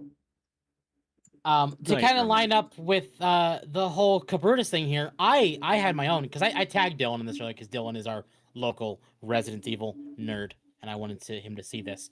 But I got angry at another person in the anti-woke community today, and I want to talk about that, but with a little bit of context. For one, during the Xbox showcase today, Persona 4 Revival got announced properly. Mm-hmm. Let me pull up the trailer for that. We'll play Oh, that we in the were background. just briefly mentioning quartering Pro. Do not come to me for anything Persona. I have not played a single. No, game. that's fine. I don't think you would. But obviously, people are concerned about this game because it's obviously a remake of, in modern day, probably one of the more controversial games that Atlas has made. Especially when you look at such characters like Kanji or Naoto with the whole gay storyline or the potential trans shit. Because that doesn't matter in the narrative of the story. I don't think it's going to happen. If it does, there's going to be riots. No, yeah, exactly. Atlas would not be able to get away with changing the story that much. No, like they can't. They can't. They would piss off a lot of their fans. It would. It absolutely.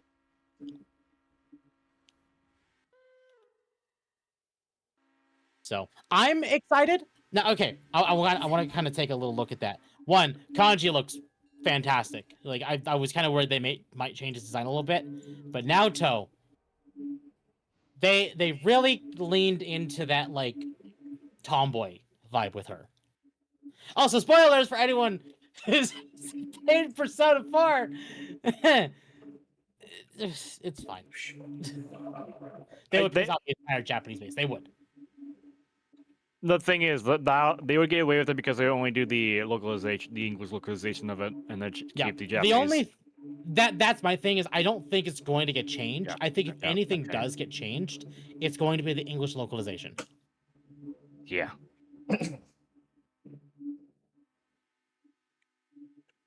So obviously, Persona 4 was announced. It looks really good from what we've seen. It definitely is leaning more into the typical, like, the anime style. I still need to play from Persona 4's anime. But the animations are very clean. Oh, it is much cleaner. Well, this actually looks really good. It might actually convince me to finally play and finish. Considering that I never finished Persona 4. I never played the other Persona games, but the plot for 4 and for 5 are actually really interesting to me. I would definitely. I think the plot for all of them has been interesting. If you look, especially like, because Persona 2 was forced to get censored in the West, even way back then when they came out on like the PS1. Wasn't that because of the So The one of the main Oscar winner. antagonists of Persona 2 was Hitler. Yeah. Oh yeah, I was about to say, like, wasn't Hitler like? It was Hitler, and Mecha Hitler. they had to fix him for the PSP port They of fixed Persona my 2. boy Hitler. And they made him into the Führer, and they put sunglasses on him. What the fuck? Like, That's funny. I'm not It's even just like- kidding. Like, let me find this. It's fantastic. How do you do, like- fellow Aryan youth? It's almost like cutting his dick off. Like, okay, it's great. I'm gonna do this. So this is from Reddit, but the top stuff. Oh God. So this is Hitler in the original Persona 2. This is Hitler in the PSP version. Like it's just Hitler with sunglasses. Like what the That's fuck? how it is. It's great. It's Hi, funny. I That's put on hilarious. the sunglasses to make me less offensive. Das ist gut, ja? Das ist That was gut. all they did was to censor him, and it was great. Oh my god. Hurt Boxer 5, he had aviators and the Spear of Longinus, by the way. He did. So they Indeed. just made him cool. Exactly. Also, Shin Megami Tensei 2, not Persona 2. I'd rather not have... No, this is Persona 2. That's clearly a young Joe Biden. You know, I can see it. I can see it. But really funny. Like, it's absolutely fantastic. So, that's the kind of stuff that people expect when it comes to censorship in Persona. Is like, you made it funny once. Continue making it funny. But this was not the only announcement for Persona we got at Summer Game Fest. Not Summer Game Fest, the Xbox Showcase. Atlas also announced Persona 6. When I saw this come up on screen after like the Persona 4 Revival Showcase, I was like, okay, what the hell could this be? Because what we're seeing here doesn't really match up with Persona at all. Oh, my guard left me. Damn. It's a whole bunch of graves. So it has to do with Which- death. Well, they can't do death again because that was the theme of Persona 3, I thought it was suicide. which is death. Fair. Fair. And also not suicide. is suicide. kind of. It's suicide. So, obviously, it's like, okay, well, what are they doing? Things are weird. And then they did all this. In fact, oh, I just noticed that. Hold on. Hi! Hello, Philemon. You beautiful blue butterfly bastard, you. Anyway. These fuses are fucking broke. God damn it. But yeah, Persona 6 is real. And I was like, what are they going to do? And in fact, there's a lot of theming around this reveal that I didn't even see before.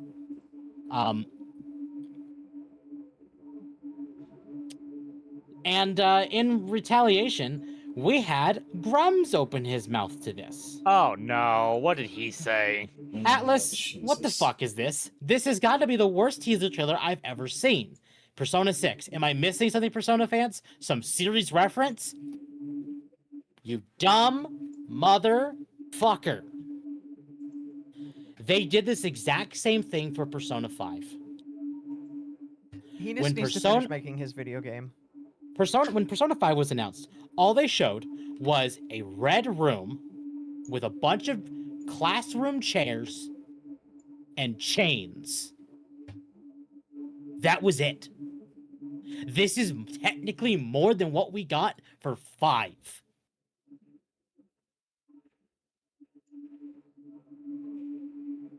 Obviously, Dumb. Atlas isn't going to show us shit for this game because they're still waiting on 4 to release. Once 4 is released and 4 is done, it is full steam ahead for 6.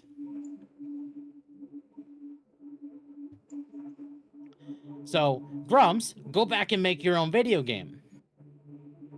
I think I vaguely remember Grums. He's becoming more and more of a Locale. nuisance than anything. Yeah. I see. Yeah. Sometimes he has the points. A lot of times nowadays he doesn't. It makes Gotcha. money, I guess, to be on Twitter. It does. It does. Not really as much. They've kind of like kneecapped it. Also, Temp, I sent you something. Within the last hour, the Japanese stock market has lost $300 billion Yen or USD worth? USD. Okay. I guess Oh, we'll talk no. about this now. Huh. Anyone in the stock markets, there you go. I mean, I feel like it fits, which is why I sent it to you. How does it fit? Because it's pop culture, technically. Just figured out In it's what? like a minor. It's fine. So does this mean that being a tourist in Japan is getting even cheaper now? Oh, I don't think so, but Or no, I'm sorry. That was when the yen got devaluated. If you're interested in the stock markets, cool. Well, there you go. yeah, I just figured I'd share it. November, Sierra. Okay, that's easy enough to do. So Chrome's opened his mouth, but we did have some news about Persona 6 and kind of like what's going on with it. So from Scrambled Fast, who is someone in the Persona community, Persona 6 brings everything beloved about the series into a bold new story. The sinister blend of heartfelt daily life and pulse-pounding supernatural adventure returns, wrapped around a... That's not a sound I want to hear from nothing in No. space. Sorry. Wrapped around a complete fresh standalone story and a new cast of characters, whether you've been with the series since the beginning or this is your very first Persona experience, you belong here. Unleash your persona, forge unbreakable bonds, awaken the power of Persona, a manifestation of your innermost self, and discover others who share this extraordinary ability. Every relationship you nurture makes you stronger. Every bond you forge becomes a weapon against the darkness lurking within. Live a double life in modern-day Japan, navigate the rhythms of everyday school life and build friendships, pursue romance, and cultivate memories. Pursue romance. You know, you can probably date every single woman in the game at the same time. Building a harem. Oh, God damn it. No, there are actual cutscenes, like for Valentine's Day. If you are dating every single female social link in the game, you get your main character's ass pummeled. Huh. It's hilarious. What happened to my money?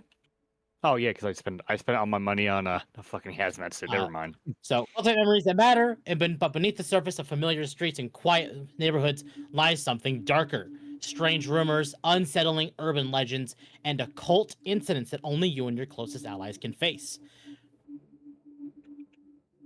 Now, Persona 6 promises the perfect entry point into one of gaming's most beloved franchises for newcomers and a haunting, profound new mystery for those who have been waiting. I don't like it when companies say this is a good starting point when it's like number 7 or 8. Like, no, Okay, it's not. Okay. I'm going to kind of give you some context here. Every Persona game, at least 3, 4, 5, and I'm going to assume 6 at this current point in time, all take place in the same world. But every single one of them is so split apart that you could count them as like so disjointed from each other, like Final Fantasy. Right. I get that, but still, at the same point, like I don't like I don't like when they say that.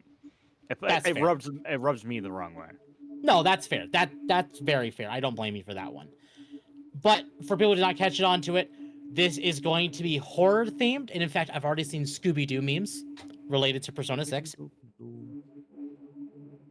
So they're leaning more into the occult, more into the horror elements. Hard JRPG. I might look into this. So, well, yeah, I'm not gonna. That's leaked information, so I'm not gonna talk about that. What, the leaks?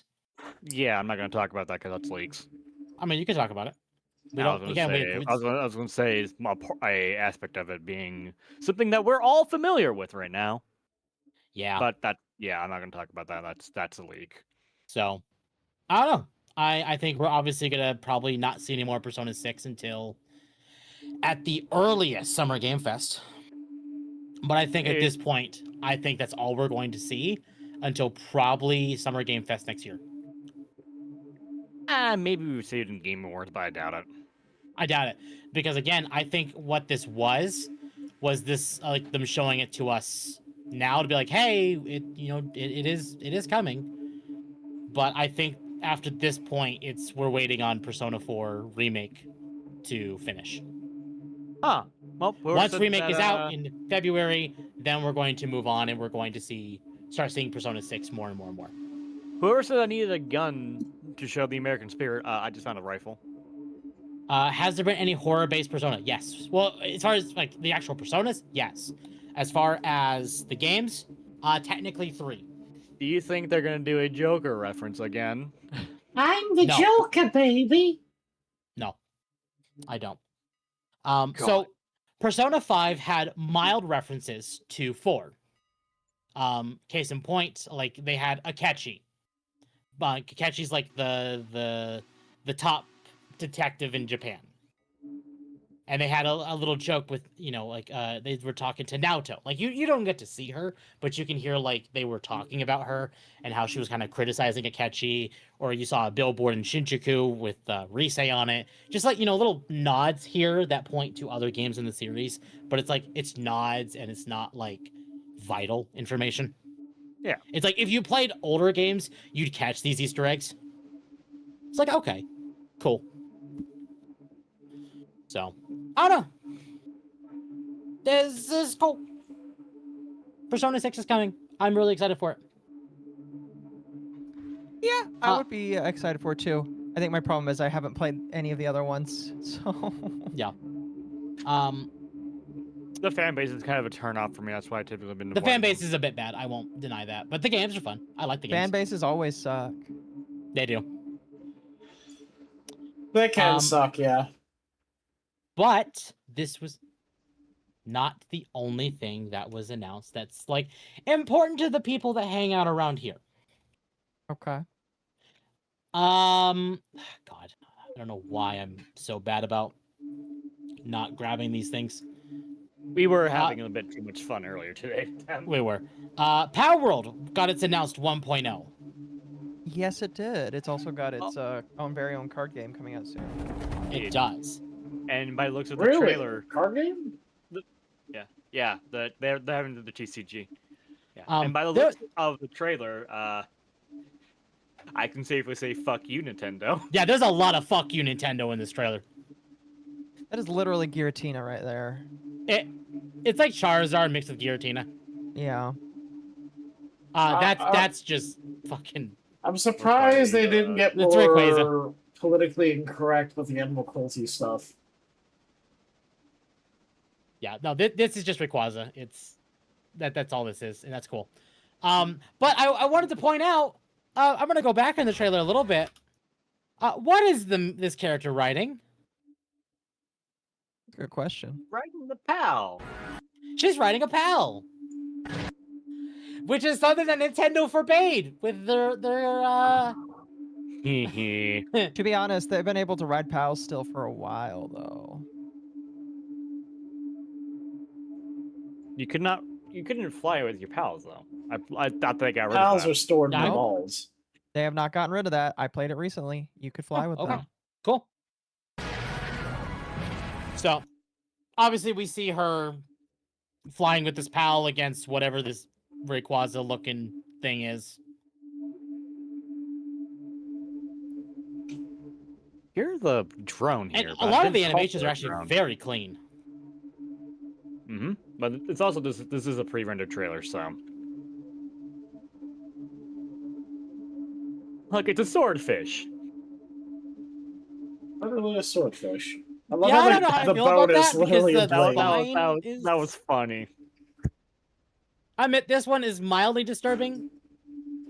Well, Pal World was never meant to be. They have a Pokemon warm that and fuzzy. has non-consensual sex with people. What do you expect? This is true. Gotta grope them all. It was Nintendo after the Glider Pals. Yeah, that was right. So yeah, July 10th is when Power World goes into 1.0. So if you were looking to play the game, that is when it happens. There's your And date. they also gave us a little bit of information saying You do not need to wipe your data for Palworld 1.0, but you should. Players can continue their existing saves if they wish, as we want to respect the time and effort you have put in. However, due to the large number of changes to the game, including overhauls to mechanics and new content, we believe that starting a new character will give you the best experience of Palworld. We will leave that choice up to you, Pal Tamers. Indeed. So, I have not played much Palworld besides the first week of launch, and even then it wasn't a whole lot. So, this will probably be something I play with 1.0. Indeed. But in the same vein of survival games getting 1.0 releases, I figure we should probably talk about what was unveiled today that's not published on their Twitter. Excuse me? Hey there, Lombards of Darkness. Hold on. That's not on their Twitter. I don't know why that's not on their Twitter. Hold on. Let me see if it's on their Steam. God damn it, Loon. Why did you give me 5 fucking croissants? Jesus Christ, this train sim. Here we go. It is in their Steam page. So we'll just load this up. Loon, I'm trying to survive out here with cat girls trying to do things to me, and you gave me fucking cents. Why? Artamos for $4.99. Tempanako, I just sent you a tweet with some curious Gears of War info. Well, we will take a look at that momentarily. Artamos, thank you very much for the $4.99. I appreciate it.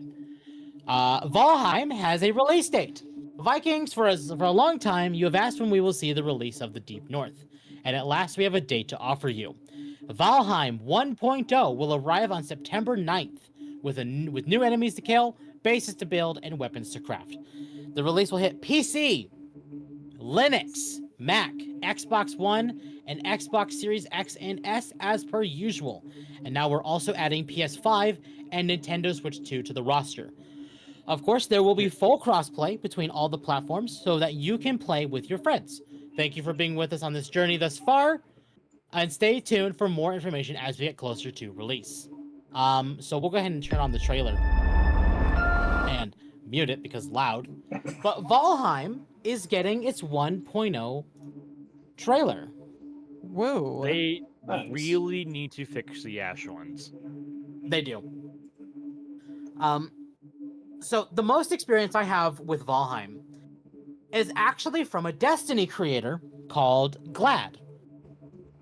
Back when Valheim was still pretty fresh, I pretty much watched him play Valheim a little bit, but I had a basic understanding of what this game was. And then I pretty much just started ignoring it again. And I was like, okay, well, I'd like to play it when 1.0 comes out, and that was several years ago. And now it's going into 1.0. So this is something that I would love to play. I will definitely play it. It might end up being something like Science Dogs or like just offline with Magma and other people. Yeah. Because survival games, I noticed for me, is like it's hard for me to play them By alone. yourself. Yeah. It's hard for me to play them unless they're Minecraft. Yeah, we know. No, you don't. Yes, we do. Well, I mean, you've been playing Toontown a lot. Toontown is not survival. It's an RPG. It is an MMO though. Yeah. I'm a That little was the sad point, here. though. They do mention it's like, oh, it's coming to Linux. Where's the penguin here? Valheim. There's no penguin here. I wish there was a penguin here, just to satisfy the whole. Hey, it's coming to Linux, and what they mean by Linux is native, not with Proton. That's good. So if you're on Linux and you don't use SteamOS, you don't use Proton, and you're interested in Valheim, it is going to be native on Linux, which Yeah, is put that there. fantastic. I would say Akko that's Camp pretty good. claims confirmed tourist. Wait, what? You're a confirmed tourist. You don't play video games. What do you mean? I do play video games. I play No, he's old video joking. games. I'm even more of a video game player than a lot of other people are. That's Saturn. Thank you.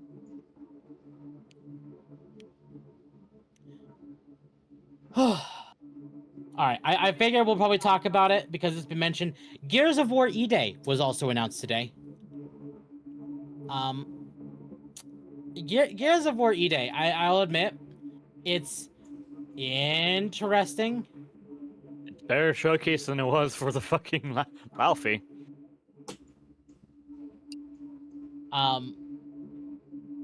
Yeah, it definitely looks interesting. I've never played a Gears of War game.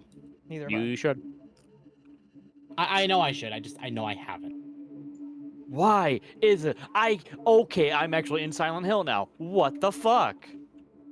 That sounds like a skill issue. I can't see 5 feet in front of me. I literally genuinely cannot see. So, there was a little bit of controversy when Gears of War was announced, primarily around the whole Asher Sharma saying it was console exclusive. So we had assumed from the console exclusive thing that it was literally going to be console exclusive. I don't know about that anymore because the game is still up on Steam. In fact, we'll even look it up right here just to satisfy this information. Gears of War E-Day. And in fact, you can even pre-order it. And it's a console exclusive.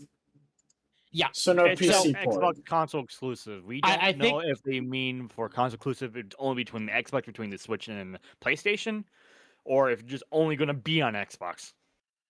Correct. At this point in time, what we can assume is console exclusivity is literally just it's only going to be on Xbox and not like Switch 2 and PlayStation.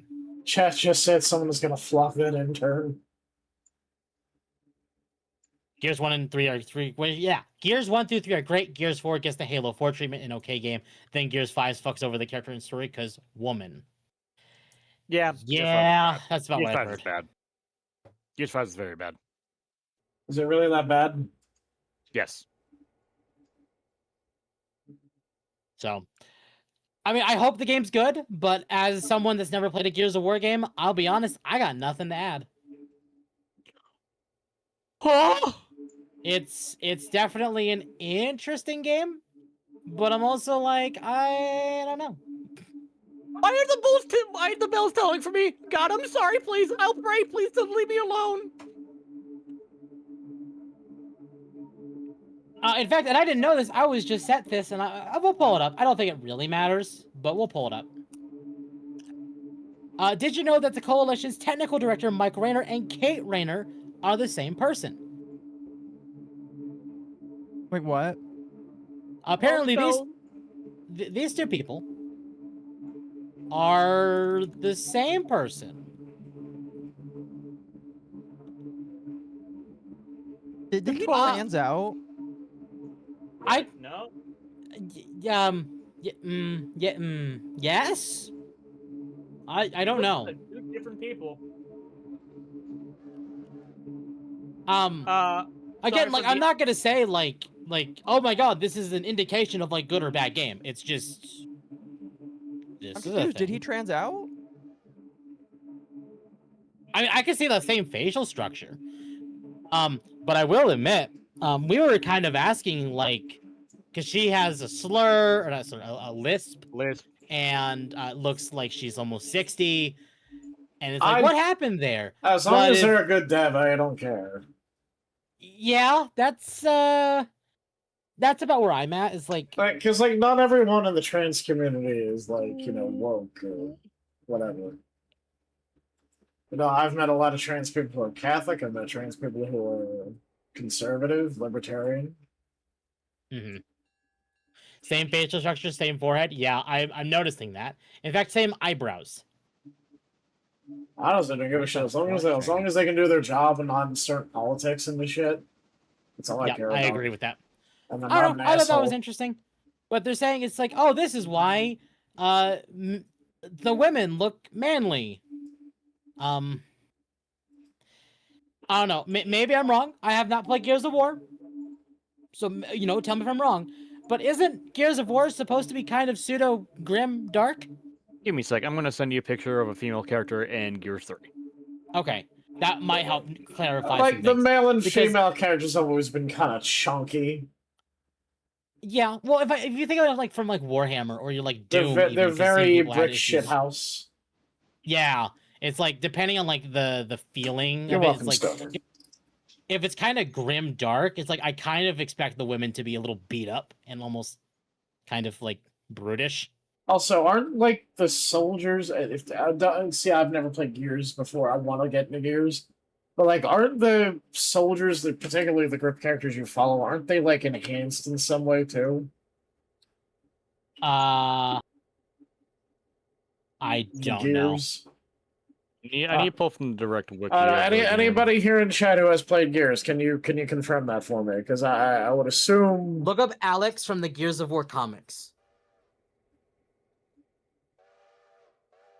Considering Just what all they're the fighting. food they eat are steroids. All the soldiers, the soldiers were convicts enlisted as soldiers. See, if that was the case, I could totally believe like the scars and almost the more muscular kind of features. Sometimes, Brave, you are not a good subject. Early Gears women were hot. Okay. I'm getting the official. One of the official image from. Here we go. That's not a good one. I want you to compare the two people from that, and where are you? Yes. This was in Gears 3, by the way. Oh. Yeah. Okay. All right. Understood. That's why I said I don't like it. That's why I said I didn't like it. Yeah, that is also Because looking between that and this, like, if you had told me that this was just normal for Gears, I'd be like, okay, that makes sense. But seeing this, I'm like, oh no. Anya, yeah, Dylan, Anya. But at the same time, I think that's something that people don't seem to realize as well, is that there are some women that just look different. She is hot. She's very hot. She's so conventionally. So you have a type. You like Amazonians. She's actually about smaller than most people in the game. Really? Yeah, she's pretty accurate in terms of like female height compared to male height. I played Audio a lot when I played Gears. Of course you did, Dylan. Was Anya player 2 or player 3 in the squad? I forget. This was the end of the war too.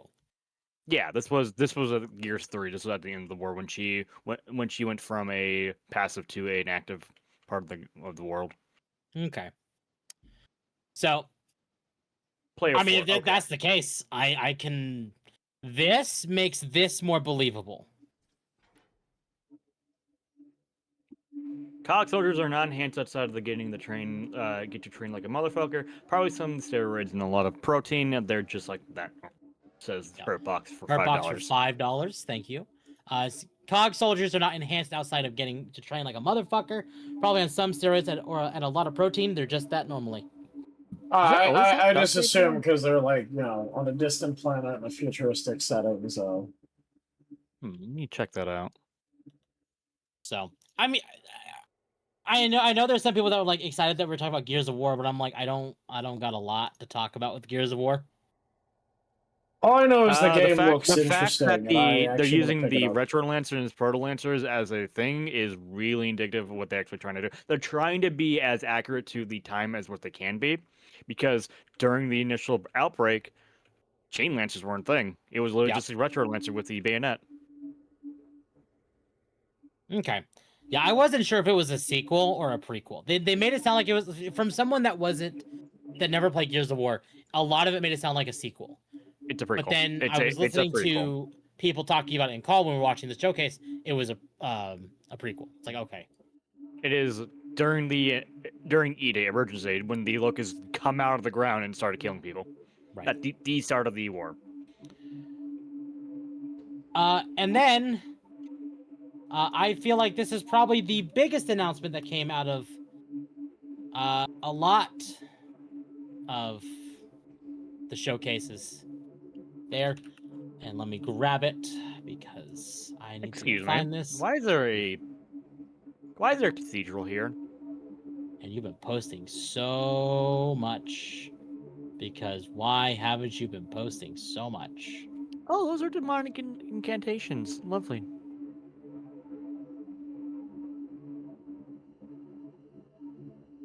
There we go. Oh. From the Summer Game Fest Twitter, Stellar Blade Blood Rain, the official sequel to Shift Up's stylish action-adventure game, has been revealed at Summer Game Fest. Stellar Blade, by the way, is on sale on PS5 and Epic Games Store. I don't think it's on sale on Steam. Let me double check just to confirm that if you were interested in that. The hell happened? Stellar here? Blade is not on sale on Steam. Okay. Not yet. So it probably will be, but Stellar Blade 2 is coming out, and Stellar Blade 2 has caused a lot of controversy. Only a little bit. God forbid Unnecessary there's an controversy, attractive I'm gonna be woman. honest with you. So we're gonna open the full trailer and just kind of let that. Just There was play a out. hole here. What? So we weren't sure it was Stellar Blade. Honestly, from like first glance, when I see this first glance, I think Cyberpunk 2077. It spoke cyberpunk. Yeah. I mean, to be fair, you didn't really see much of Stellar Blade that wasn't like fucked up. Exactly. Wish upon a star, they are not your friends. The only indication we got was starting when we started Have a seeing good night, sir. this. The fuck is that? You know, that more like Korean or Asian style like focus. And How in is fact, that? I think it was around seeing this vial that made people think like this is Stellar Blade. And then the infamous image. The vending machine kind of like sold it for me. Yeah, the vending machine is what I heard specifically. That's when everyone was like, "Oh yeah, this is it." Because Jazz was like, "Oh my god, I did call it." When we were watching. Yeah, I remember that. Yeah. And of course, Twitter freaks and game journalists will bitch about it. Not only. Not only. That So- was Silent Kill stuff. Yes, it was Requiem. Yes, it was. That was. So yeah, this is Evie. This is our new protagonist of the game. She is really cute. She is very cute, but some Twitter freaks, and I'm going to very specifically say Twitter freaks, have decided that she is a child. Of course. Because oh no, The usual Asian fucking women suspects. typically can appear a lot younger than they are. And in fact, I heard Dylan describe it best. It's like if you left that cloak on, no one have a problem with her. Did it again. I was very happy when she took the cloak off. That's all I'm gonna say. A lot of people were happy when she took the cloak off. I was happy when I took the cloak off. I was like, oh, there's a bakery sale today. There's a bake sale, I see. Exactly. Me noticing that it's almost 12 o'clock. Fuck.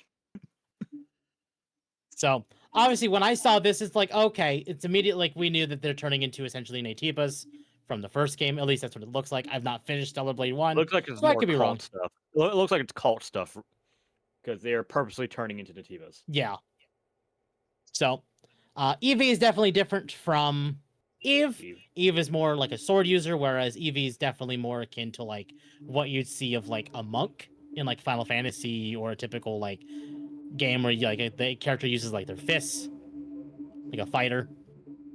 It reminds me of Yang from season 1 through 3. Yeah. Of Ruby. Yep. I Exactly. miss Or when she lost Yubi her was arm good. and became a pussy. Yep. Oh, you are what Yep, you basically. eat. Nope. I need that. Really? Not a So shuffle I mean, the from game anybody looks there? great to me. Evie's a cop. Yes, she is. In fact, it even says right here, because it has a motto on the back of her plug suit. CDDP, fairness and peace, and it's like a badge. So yeah, she is a cop. In fact, I don't even think Evie's an android like Eve was. Right. I think she's probably cybernetically enhanced like some of the other citizens of this city are. Eternal Fire in my chat just said Razor Asmongold doesn't think Freerin is a lolly, but for some reason he called Evie from Stellar Blade a Yeah. lolly. I'm gonna say this right now. Asmon is a retard and never take his So- opinion seriously. So we will be talking about Asmongold shortly. I did want to get through the announcement of Stellar Blade first. Remember that Asmongold is the normie's voice. He is. Yeah, so very likely Evie is a augmented. By the way, hi Mizu. Hi, Mizu. Um, Did you get rated by Mizu? No, they're doing. Oh, YouTube okay. Right now. Hi, Oh, Mizu. I didn't see that. Okay. Hi, Mizu. Apparently, her and Eve are connected by its sequel. They said, yeah. So I need to finish Stellar Blade 1. So maybe after Dogwave, I'll go play Stellar Blade. We'll see. Or I'll go back and play RuneScape. I don't. Was I it want to play Temp is more. not playing. You know that Temp won't be playing. He'll be playing RuneScape. Well, I mean, I do need to play. I do need to pick a game after Play Obscured's done for my single player days.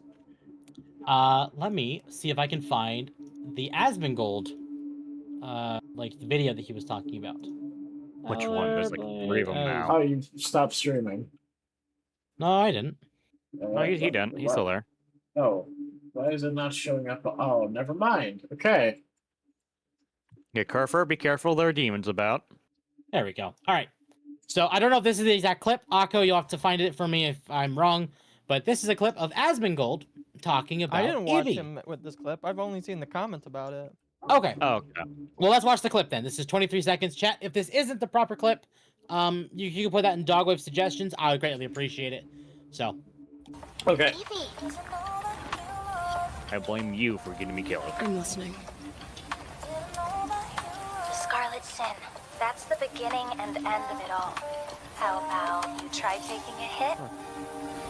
You're acting a little strange today. Why does she look 12 and talk like she's 30? Bro, Asmon, why do you look like a homeless man? You just, legitimately, I don't know what it is with people saying that like people look like kids. That is not the first thing I thought when I saw this person. I don't know what world these people are on, thinking that this Korean chick looks like she's a 12-year-old. the only thing She looks like a Korean chick to me. the only angle that makes her look like a child is this. No, it doesn't. You're smoking shit. No. I'm with hold Akko on. on this one. No, you are smoking shit. You are smoking it Let so him- hard. You're Let me smoking speak. crack rock. Let me speak. Sorry. No. So I was siding with you, Akko. I'm not saying she looks like a child, but in this specific angle, she has the puffy cheeks, almost like that you'd expect on like a younger, like character, or a younger, a woman. I'm not saying she is, because again, you change the angle and she looks completely different. It's Again, I all just about angling. completely I've disagree. talked about this several times. I completely disagree. Like here, she doesn't at all. She looks like a young adult.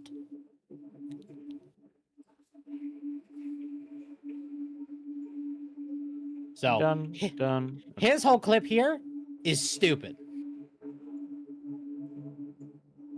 And of course, Yeah, I just disagree. You're fine to disagree.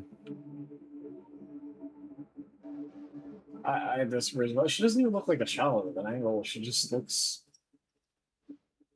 I don't know, just a pouty little Asian woman. there are absolutely women with baby faces, and I'm not disagreeing with that. I know she's not a child. Shit, there are It's just, men with again, baby faces. I have a baby face. Exactly. So why? My counter argument to you would be, if you looked at a Japanese woman or a Korean woman that had puffy cheeks, would you say, "Oh, you look like a child"? No, not at all. No, God, no. Again, Okay, then what's the difference between that and an animated character here? I said from this angle. Okay, again, I'm not I will calling ask you. Child. I will ask you again. Put an anime. Not an anime. Put a Korean or Japanese woman at that angle.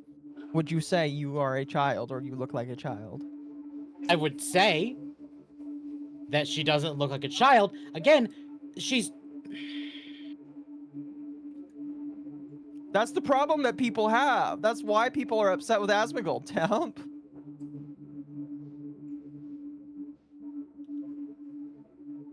One angle makes her appear younger than she really looks like because of buff shading, lighting, and positioning. Thank you. Is it bad? No. But I can see why some people would say that. Again, are they wrong? Yes. She's not a child in any way. Because I promise you, no child will be on the police force. That's not the argument that people are having. The argument is that people are upset that Asmongold then decides to say that, like, if you like characters that are young, he has again the lolly argument, which I hate the lolly argument because it's retarded every single time that people have it. No, I agree. Exactly. Here you go. First impression without context, that face on this frame looks like a kid. It does. Yeah, first impression without context. Again, if you were to look at this without, like, if you were to say, like, this is Cyberpunk 2028, and they're trying to lean into potentially, like, a more Asian style, like, facial structure with their characters. Like, this could be in Asian territory. Because, again, like, and I can see it here, actually, a couple NPCs walked by. Like, you just kind of see a couple of the guys here. Like, they're definitely more American focused, or more at least less with that Asian facial structure. So if you had said this is Cyberpunk 2028, like I probably would have said she looks like a kid. But because you know this is a Korean game, you can kind of move away from that concept and go like, okay, they're leaning into the idea that Korean women look younger than they probably actually are. And you also need to consider the fact of there's a whole lot of cybernetically enhanced people here. Who knows how that has also affected their biological aging. So no, she's not a child, but some angles make her kind of look like one. What's happening in my game? Okay. She looks way younger in this one shot, but it was the first shot of her face. They knew what they were doing. No, they absolutely knew what they were doing. It's shift up. What were they doing? The point was to make her look younger. Why don't you hear a Especially when you helicopter? compare her to Eve. Because they didn't want to just have a singular character like across all the games. They're like, it's just Eve. Now, admittedly, do I wish they maybe choose a different name for her than Evie? Yes. I will fully admit that. Evie does kind of sound a little bit like a stripper or something. Well, no. Not necessarily a that stripper, way. but Evie is a really weird name to pick. It's more of a If weird it- name when you realize the protagonist of the first game is named Eve. So when you have the protagonist first game named Eve, Yeah, and the that is protagonist second that game is named strange. Evie, it's What the hell is that? it has some issues there and might confuse some people. Ultimately, though, the game will succeed no matter what. Yeah. Artamos for 2, watch her actually be a 5-year-old test tube clone. Be funny. But I doubt it. Her name actually sounds like she evolves with a water stone.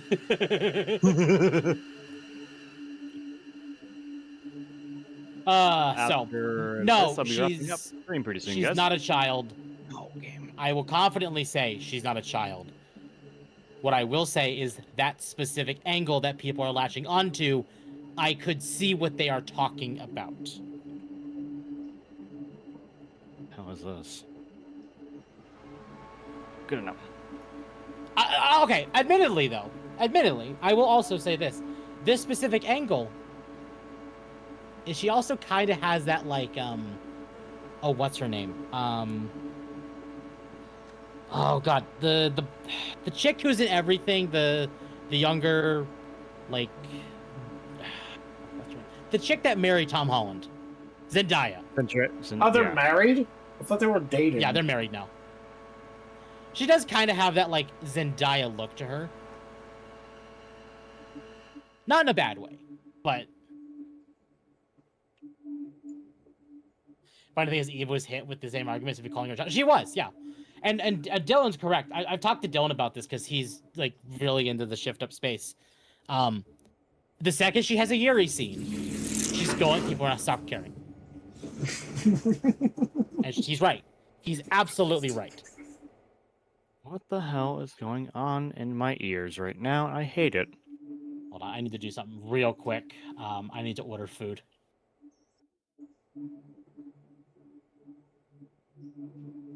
It's coming from my... I don't know what that is. They would have talking even if it wasn't the angle. They don't believe what they're saying, and their words are worth. No, yeah, exactly. Their words are worth absolutely nothing. And that's why all this is just funny to watch them just eat themselves alive from their own stupidity. Huh. What's up? Nothing. It's kind of gross. It's kind of gross. Yeah, I mean, I can say it if you really want me to, but I mean, sure, you're welcome to. oh, like I said, my gums are healing, and I think a bit of the healing tooth that was pulled out just came out. Oh, nice. Oh, nice. That's I mean, good. it came out that's from- good. I mean, like, not every bit of the tooth that when they pull your tooth comes out, I think. So, No. I think a bit of it, like, finally came out. That's good. Like a helicopter above me. I don't like that. You sit Either here. that or it was a bit of food. I have no idea. It could have been either or. Maybe the food dislodged that little bit of tooth left. Mazel tov! It's a boy! Oh, that sucks, Mark. Well, hopefully you get that sorted somehow. You know what? Fuck We're gonna is- do this. We're gonna order a... I recommend Wingstop. I'm getting Taco Bell. I didn't talk about it. God damn, I want to talk about now. And... Actually, I have shit in my kitchen to make tacos right now if I really fucking wanted to.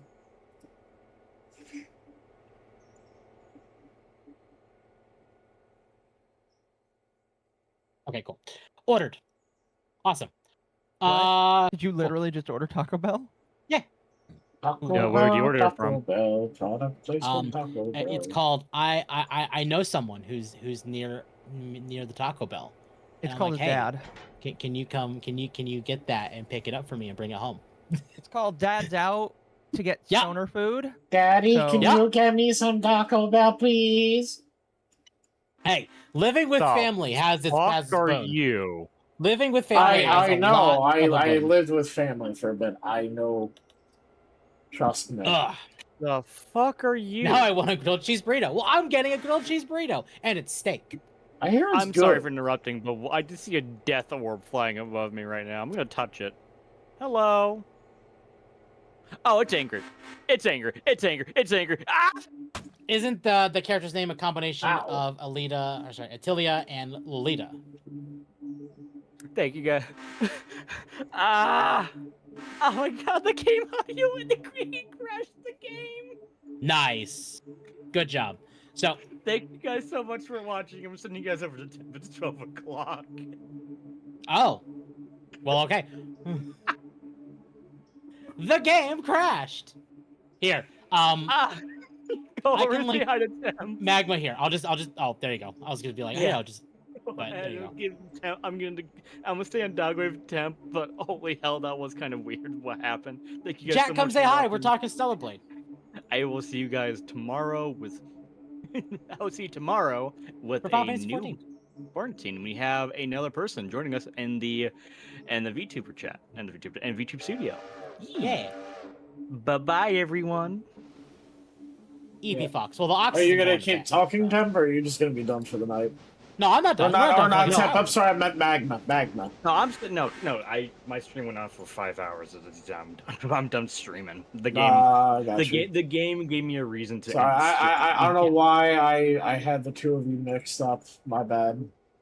You're fine. You're fine. I mean, we're both dogs and all. Here, let me find this. 'cause, You know what? What? Everybody, I'm not even fighting the damn dog allegations anymore. I'm done.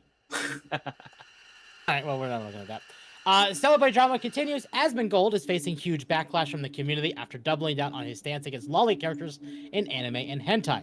It started when AI Emerald Apple posted studies showing no proven link between fictional animated content and real child abuse.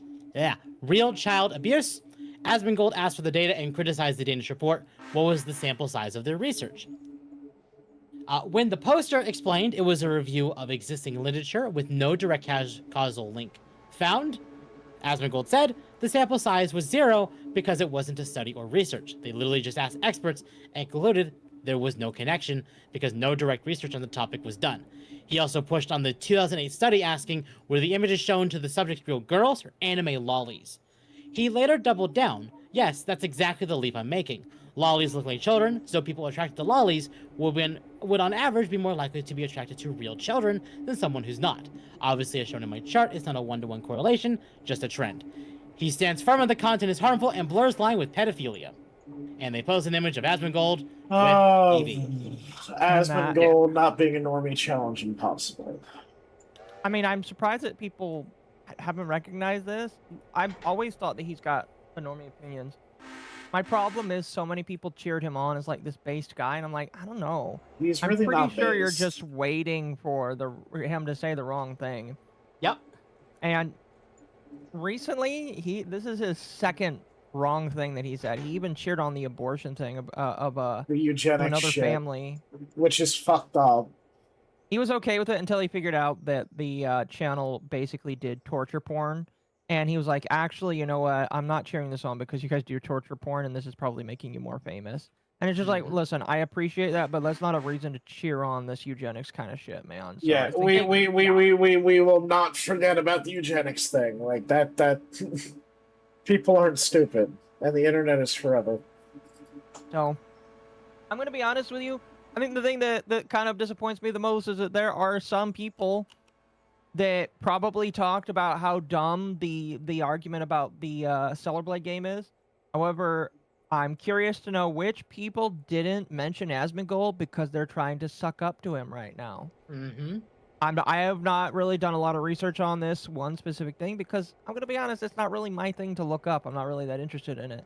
But Yep, I'd be interested to know which VTubers or which content creators or which streamers didn't bring this up because they want to suck up to Asmongold. Yep, pretty much. And a lot of VTubers love this on Asmongold's ass. Oh yeah, a lot of them do.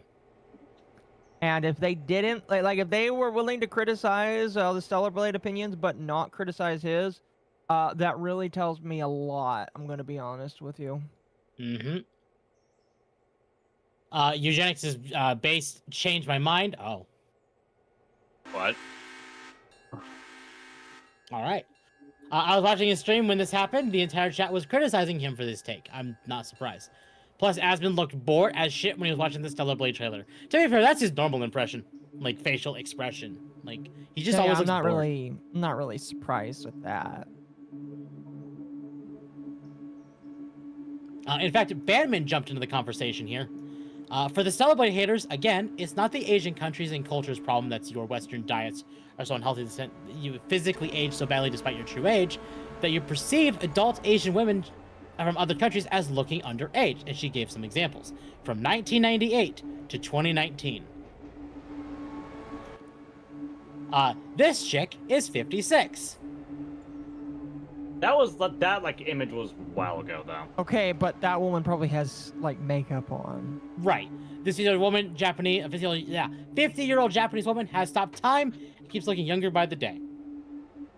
She has makeup on though. She has makeup on, but still looks really good. Makeup really, it's hard to hide wrinkles. Oh my god.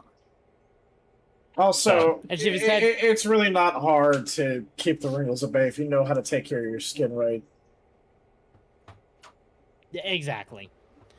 Bambi continues saying, "You are wrong, even though you are Asian. I am correct, American. Oh, I'm sorry, our global masters. I shouldn't have questioned your global authority." So, makeup can only do so much unless you're Chinese. Exactly. Unless you're, like, dousing yourself in it, then... You know. There really isn't much more we can go on here. I mean, I could probably have grabbed an entire stream's worth of people bitching about Stellar Blade. But... The point is, Stellar Blade 2's coming, and it looks great. Yeah. I would agree. I need to finish the first one. I do too. I do too. In fact, you know what? Well, I'm gonna do that after stream. I was gonna get my PS5 controller on my desk, but it's currently sitting underneath a USB hub for my computer, and I'm like, maybe I don't want to mess with that right now. So probably not. Let's see. Let me go through the docket, make sure I have everything. Oh yeah, by the way, chat, for those of you who like Abiotic Factor, Abiotic Factor also got its new expansion announced today. So if this was your cup of tea, which I know it is mine and Magma's, the game is getting its expansion sometime later this year. Indeed. That's a volatile peccary in the background if anyone did see it. So, and this is a story expansion. It's not just new areas. Like there's genuine continuation of the story. Wait a minute, that's Abe. That's Abe Temp. That was Abe in the submarine. Yes, it was.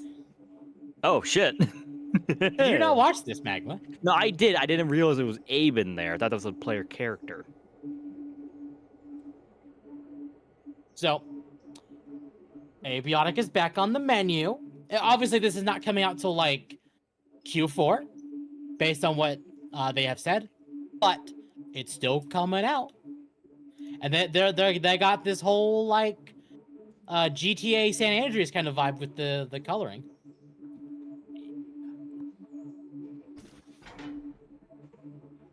I love Abe and Janet. We all love Abe and Janet. Abe and Janet are great. Except that one point where they killed my boy. Exactly. This part was interesting. That looked like oh yeah, that's a mutation. That's a mutation, and it almost looks potentially, and if you notice the head here,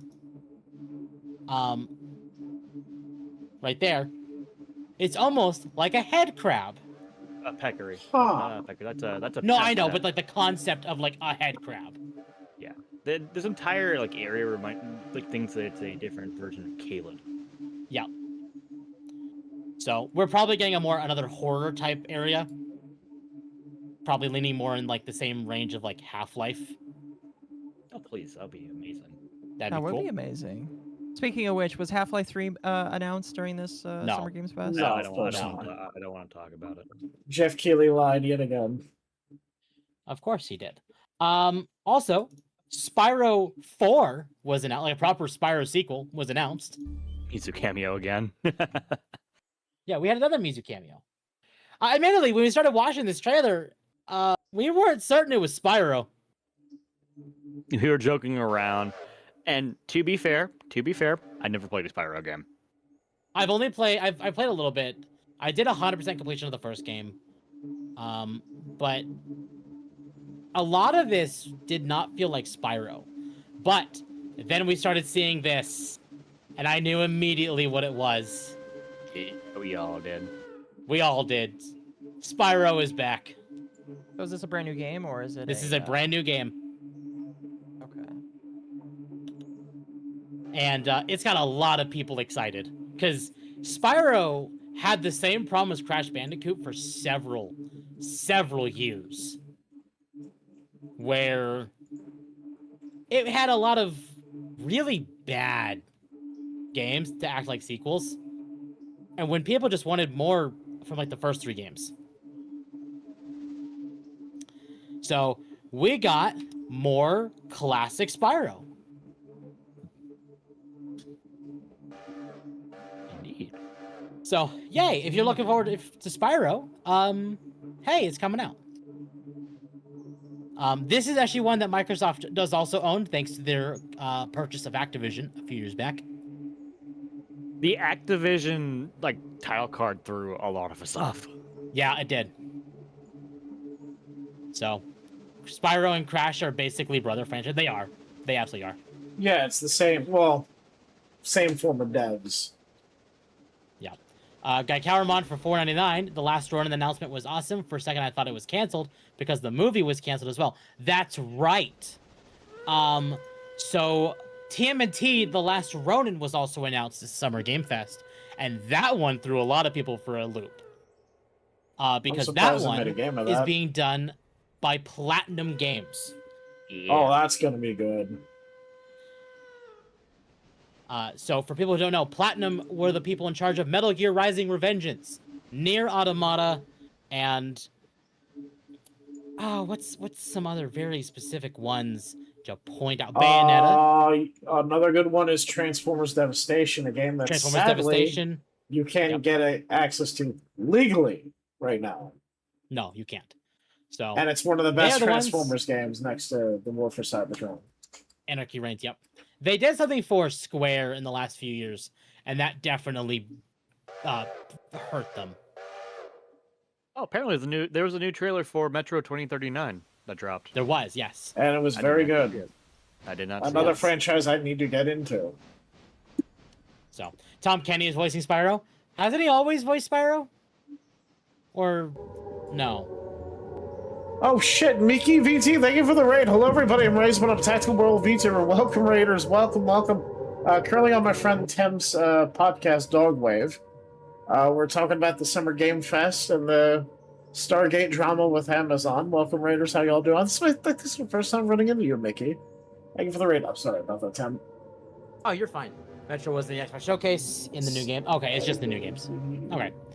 I do have faith in this new era of Platinum Games to make The Last Ronin, but the last Ninja Turtles game that they made was pretty garbage, and that was Mutants in Manhattan. Lobster for 5. Spyro 4, this is truly a great birthday surprise. And that, chat, is the goal hit. And you all know what the goal being hit means. Yeah, thank you for the raid. We're glad to hear about your lovely friend Frisk. Oh, hello. Hello, Frisk. Oh, thank you for guiding me here. I appreciate that. The jacket will be shed. Temp Milkies. Wow. Sweater puppies. Wonderful 101 is a great game by Platinum. Yeah, Wonderful 101 was also Platinum. Yes. So, I think to like a lot of us here, that was a lot of what really was like big about Summer Game Fest.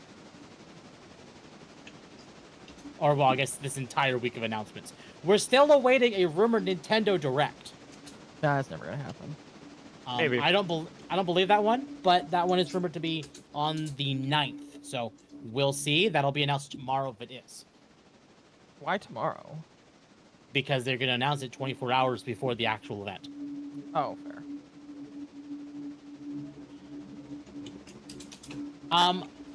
So, okay. Razor brought it up.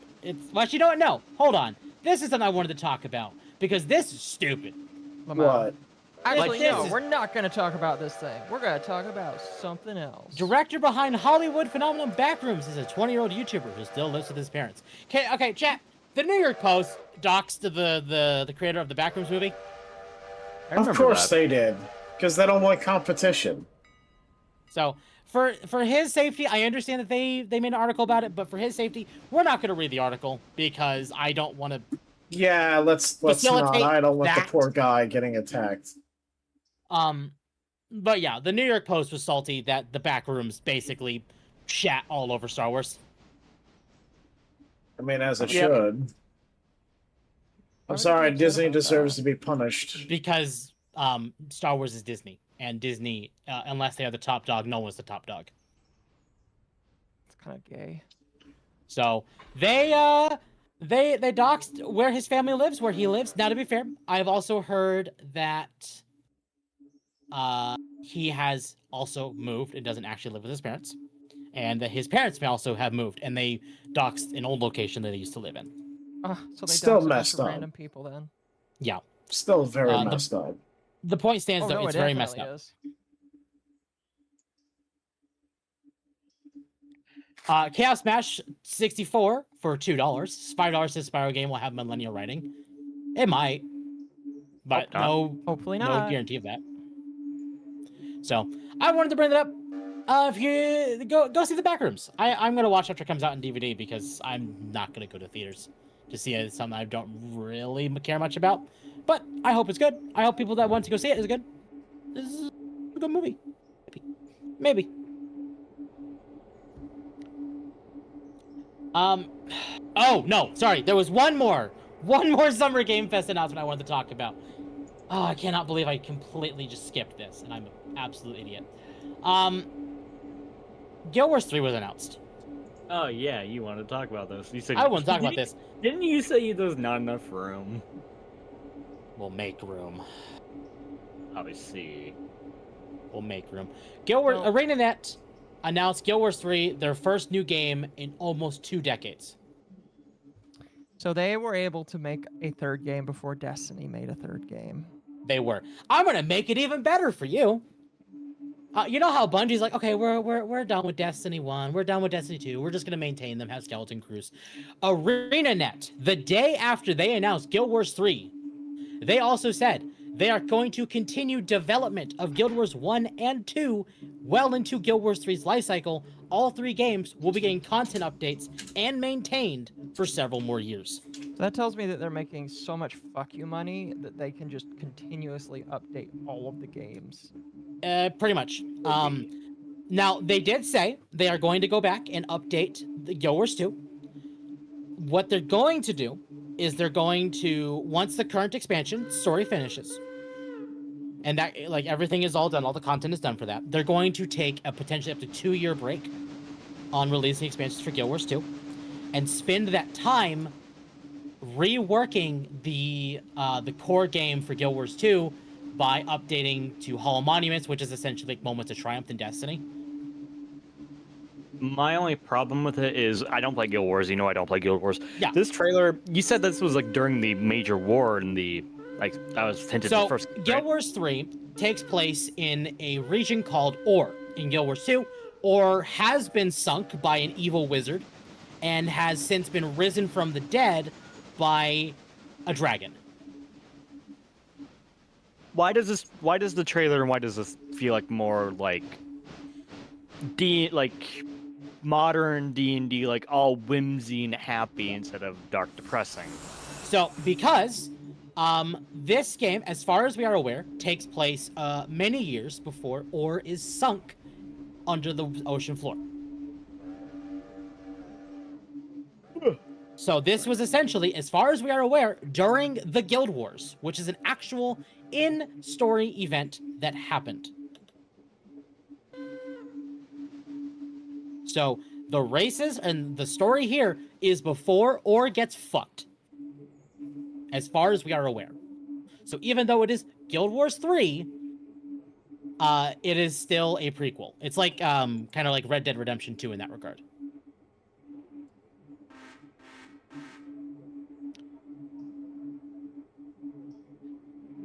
So far from what we've seen, obviously we haven't seen like true gameplay, like the running on the walls thing here. That was actual gameplay.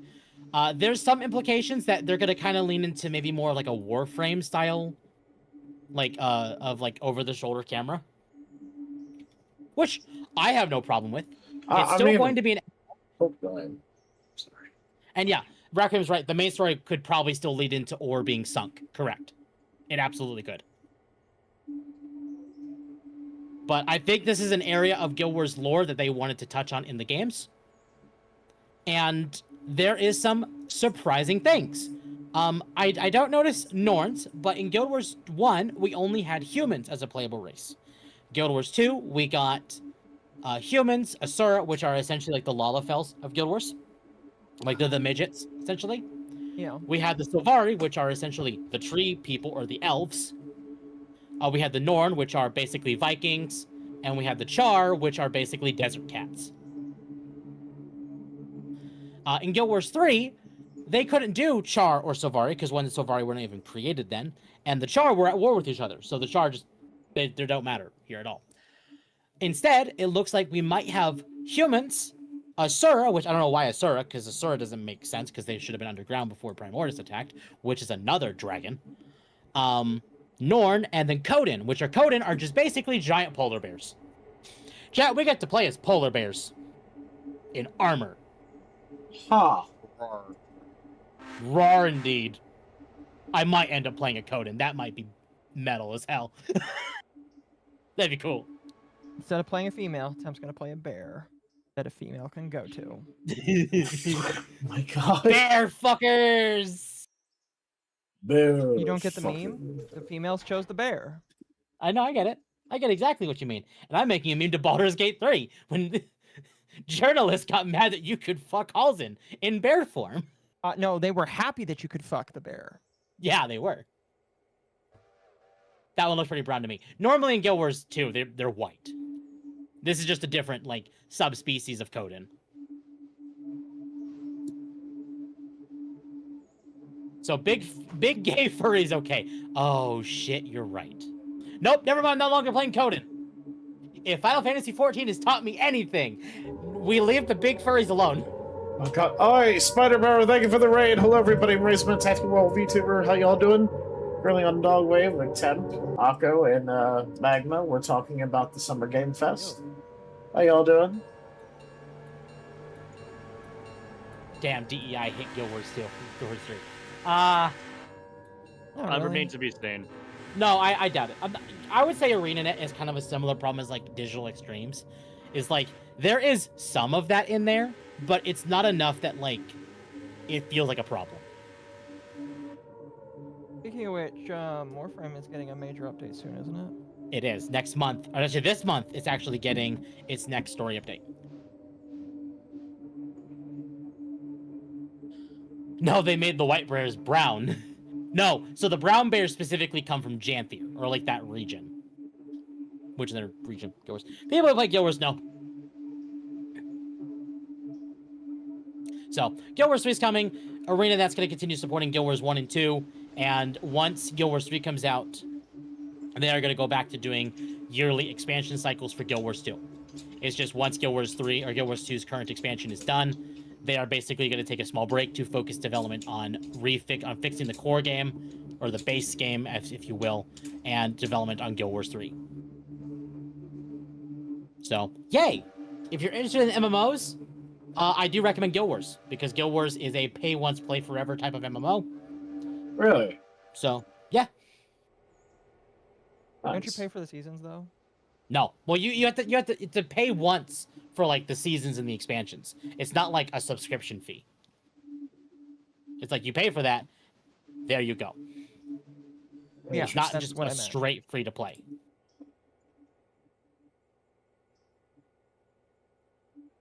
I was like, that's fair, Zugs Wayne. So, I don't know. If you're in Guild Wars 3, go play Guild Wars 2. Because Guild Wars 3 probably isn't coming out until a while. It's going to have a beta in fall 2027. So at the bare minimum, we're not getting this till probably summer 28. But that is okay. Now, something else that I think we should probably talk about, because it is probably big in the drama sphere. Uh-oh.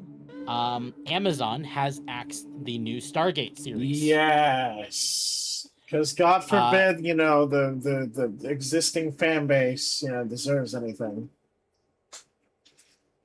Was it any good? I've heard that it wasn't that good. Oh no, Stargate's fantastic. Stargate's fantastic. I'm talking about the recent season. Like the recent show. They were supposed to get a revival through Amazon, but then Amazon was like, we don't want to go with the established rating. So, kind of a really early version of kind of what we're going to talk about. Stargate was canceled. Stargate was among the first MGM titles identified for series or film adaptations following Amazon's $8.5 billion acquisition of the storied Hollywood studio in 2022. Stargate was renewed for a revival or a new show in November of 2024. It was now recently just canceled by Amazon because the original creators involved with the show wanted to do more of the show, and Amazon decided that the show was not going to do good because it catered to the fans of the franchise and not the modern audience. The modern audience that doesn't want to spend any money on this shit and doesn't exist. True. So, from this article, MGM Studios has backtracked on its plan to reopen the Stargate with a new universe or new series from writer and producer Martin Garrow. Variety has reported, and Gateworld has confirmed, the show was to stream globally on Prime Video. The show was announced since November as a video from the studio with Garrow and fellow Stargate TV veterans Brad Wright and Joseph Malozzi, taking the news straight to the fans. Citing an anonymous source with knowledge of the situation, Variety reports that executives at the studio were concerned that Garrow's take on the series would not have broad appeal beyond the franchise's already dedicated fan base. This is a key component in reviving a legacy IP, as it can be difficult to justify a large price tag, such as a big budget streaming series, if a project only reaches existing fans and fails to grow the audience. The previous decade saw a gold rush for continuations of recognizable brands, especially as individual studios launched their own streaming services and reached into their vault to find old properties to resurrect. But today, many TV and movie franchises are struggling to appeal both to core fans and new viewers, from Star Wars and Star Trek to the Marvel Cinematic Universe. Deadline added some additional context from its own reporting, suggesting that a change in the studio's overall strategy following executive turnovers might be the reason behind the abrupt cancellation. Stargate was picked up under Amazon MGM Studios television head Peter Friedlander, with Nick Pepper and Matt King spearheading the revival project. Pepper and King have since left the studio, and world-building genre series now falls under another of Friedlander's top lieutenants, Blair Fetter, who started in February. Amazon MGM could revisit Stargate with another showrunner, possibly someone without history with the existing franchise who would give it a fresh perspective, according to Deadline. Fuck off, by the way. In March, Garrow appeared on a live stream with fans outlet Gateworld and Dial the Gate to announce an impressive pair of department heads, production designer Nathan Crowley and VFX supervisor Mohan Leo. Jarrow served as a writer and producer on Stargate Atlantis before moving on to produce such series as Blind Spot, which he created for NBC, and the 2022 revival of Quantum Leap. The writer's room for the new show was assembled in January, with casting now in the early stages and a London-based production planning to begin filming this fall. Now it's back to the drawing board. So yeah, Amazon canceled this series because it was not going to appeal to fans. Or they didn't want it to appeal to fans. Well, considering who they hired as the showrunner halfway through The Boys, now he ran that shit to the ground. Exactly. For like the last 3 seasons. Yeah, it doesn't surprise me. Thank God, by the way, there was originally a Conan project that Amazon was going to do. And there was an executive who was like, no, we're not going to do Conan because he's toxic masculinity personified. Yeah, I can believe and that. I'm like, thank fucking God they shit-canned the Conan show because they would have ruined him.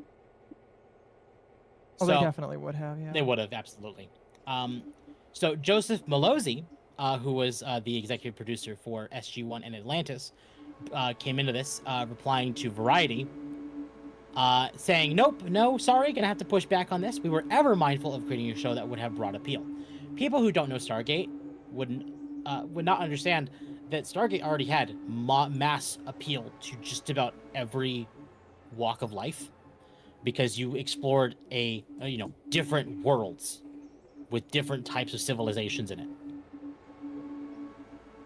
And even like trying to be like, oh hey, this is how you can justify like some mythologies like Arthurian legend are actually real, or the Asgardians, like as like what you would expect of like ancient like Norse mythology. These all exist, but no, right? You don't want to do that. This actually caught on to certain other people, and I think this is definitely one of those things. Michael Shanks actually responded to this. Fans be spitting truth today, and I'm here for it. And responding to a post where it says, so because Stargate was going to be for Stargate fans, they canceled it. For people who do not know, Michael Shanks played one of the main characters in Stargate SG-1 for 9 of its 10 seasons. Wow. And he was in some episodes of the one season he was not a main character of. So he has a bit to say to this. Interesting fact too about Stargate: the U.S. Air Force actually helped fund the show for a very long time because they actually had different like generals, colonels, soldiers, basically helping the cast be like, this is how you use the weapon, this is how X, Y, and Z, and. Like, I mean, Richard Dean Anderson, who played Colonel Jack O'Neill, he's an honorary general. Yes, he is. It was also the Air Force's big recruitment tool. Sorry, I didn't mean to cut you off. No, you're fine. It'll allow me to take a bite of my food. Well, there are things I'm interested in. I have a tendency to tiz them out. No, that's fair. So, Joseph Malozzi basically jumped back into this, saying, sadly, it's true. Amazon has elected not to move forward with the new Stargate series. There's not much I can add beyond confirming what's happened, but I will say this. Creator Martin Jarrow developed a new Stargate series over 2 years, ultimately creating a show that offered a fresh jumping-on point for new viewers while deeply respecting existing canon. It was a series that avoided the pitfalls of several modern remakes and reboots by fully embracing the core of its predecessors: action, adventure, exploration, wonder, heart, humor, and found family. And based on that creative vision, the new Stargate series was greenlit in November of 2025. As of today, officially, that original vision is no more. We'll never get the opportunity to introduce you to that world and those characters, or introduce you to and check in with some familiar faces from the past. My heart breaks for the incredibly talented writers who worked tirelessly to bring the show to life, for Martin, who maintained an unwavering positive outlook throughout despite the challenges, and who always strove to make a show that would honor the fans while welcoming in new audiences, and for longtime suffering Stargate fandom who waited so long and came so close to getting a show they truly would have loved. It is kind of depressing that, you know, we get stuff like Star Force Academy, and then this gets canceled. Starfleet Academy. Oh, whatever it's called. It doesn't matter. It's gone now. Exactly. We're not allowed to have good things. We can only have, you know, our master's corporate swap that they give us. Exactly. For the modern audience. Who's the modern audience again? Yeah. So some fan accounts have kind of jumped into this. New demand to Amazon MGM Studio. Pick an option. Let the Stargate creators make a new show, or release the rights so fans can do it. Choosing anything else is selfish and a waste. Oh, that's funny. And even the actor who plays Dr. McKay in Atlantis also is voicing his agreement with this. So we already have some actors who are very upset about what Amazon just did. Shocker. In fact, Stargate actor Stargate SG-1 actor Michael Shanks urges fans to take up the fight and say something about the Stargate cancellation, stating, "I'm going to simply say this. If you are at all interested in a Stargate show with any of the original creators/performers involved, now is the time to say something. Otherwise, it really will be the end of that chapter forever. Let them know you are there." In fact, it's gotten so much that it sparked Polygon to write an article about this. We're not going to read the Polygon article because I don't want to waste chat's time. Instead, we're going to read one of the creators' opinions about the article. So Polygon said, Prime Video canceling the Stargate reboot protects a cult classic from potential disaster. You know what? Fair. In modern day, a potential disaster is exactly what could have happened. Can't quite blame him for that. No, I agree. Yeah. But would you rather have something that you like return but be mediocre, or end where it did good? Exactly. And that's the thing. But he says this. This is a hastily cobbled together shit take of conjecture and misdirection. The author starts by misreading a grassroots marketing launch as a statement of exclusive intent. Come on, announcing a series to a fandom alongside its community leaders is standard PR. It's not proof that the show was designed exclusively for fandom. In fact, it was made clear from the start that, first and foremost, the series would function as an accessible entry point for new viewers while still respecting canon. And by the way, respecting canon does not mean requiring new viewers to be familiar with 350 plus hours of existing Stargate programming, as this article implies.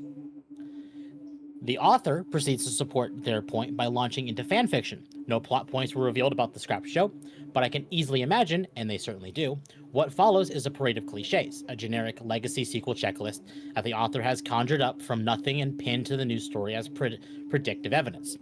Then comes the claim that Starfleet Academy failed because the showrunners focused too much on paying tribute to the series' past. What? Yes, Starfleet Academy did receive a fair amount of criticism, but the strict adherence to canon wasn't on the list of grievances. You know, he's right. That's delusional. Well, he's hyper tier delusional. Yeah. This reads like a comment from someone who likely never even watched the show, much less peruse the fan response. They state, rebooting the canon would also let the new Stargate showrunner bring back the Goa'uld, the franchise's most iconic villains. No, it wouldn't. Why not? Because the Goa'uld are canon. The article concludes with a disconnected meditation on an old Stargate storyline with no relation to either the new show or the author's own argument. I want to say it was written by AI, but surely AI would display more logical consistency than this. That is brutal. Wow. To be honest, it probably would have been written better if it was written by AI. The article or the show? The article. I mean, yeah, very likely. We can read the article if you all want to. I'm good. Nah. Yeah, I think I'm good. I don't listen. It's Polygon. It's gonna be a shit show either way. I like to keep my sanity, but little of it intact. Now, admittedly, I have not watched Starfleet Academy because I wish not to burn my eyeballs with that. That looks like hell. But I have listened to Nerderotic's retelling of it. Enough for me. But the whole is like, you know, the things that people did not complain about was canon. No, they complained about canon, but they did try building into what was existing canon into Starfleet Academy. What broke it was the trying to triple down on what made it woke for modern audiences. Shit. And he did not specifically mention that. He specifically mentioned that the show tried to adhere to canon, but failed to do so.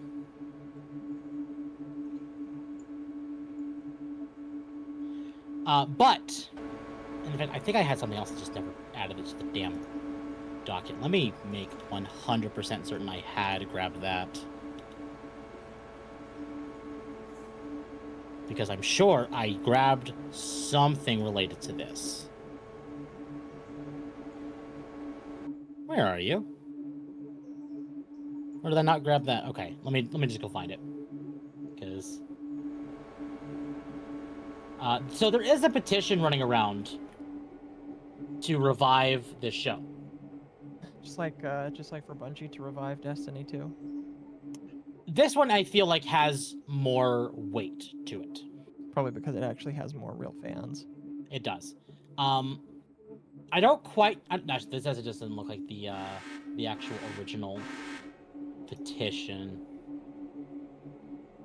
There's a petition running around, and I remember seeing it. Why did I? Here we go. I think this is it. Yeah, this is the actual petition the actors are even throwing around. 62,000 signatures. Nice. The point of this, and in fact, they even say here, the issue, according to an individual with knowledge of the situation, Amazon executives were concerned that Garrow's take on the series would not have broad appeal beyond the franchise's already dedicated fanbase. This is the kind of studio logic that makes fans want to bang their heads against the wall. Canceling a Stargate show because it might only appeal to the dedicated Stargate fanbase is absurd. That isn't a problem, it's a foundation.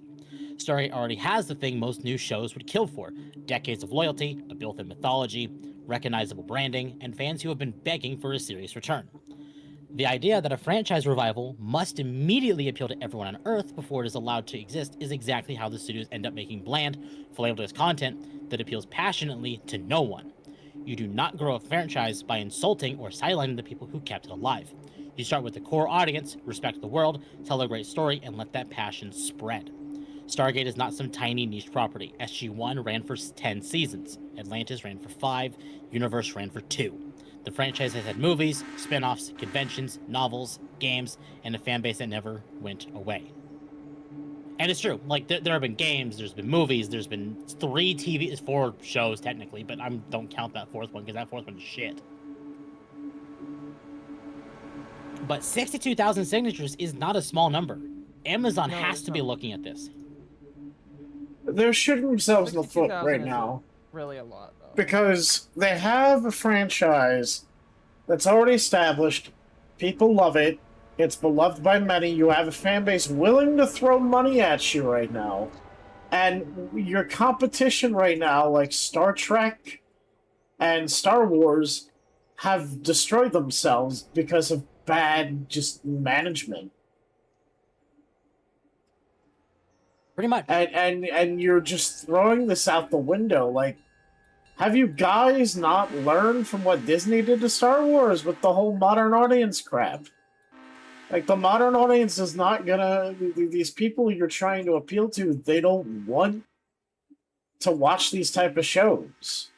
They don't want to... They don't exist. They don't want to... They don't want to spend the money. Exactly. So, and I know this ain't the petition's up in the screen chat, but that's just because just like other stuff here. I just want to make sure people are okay.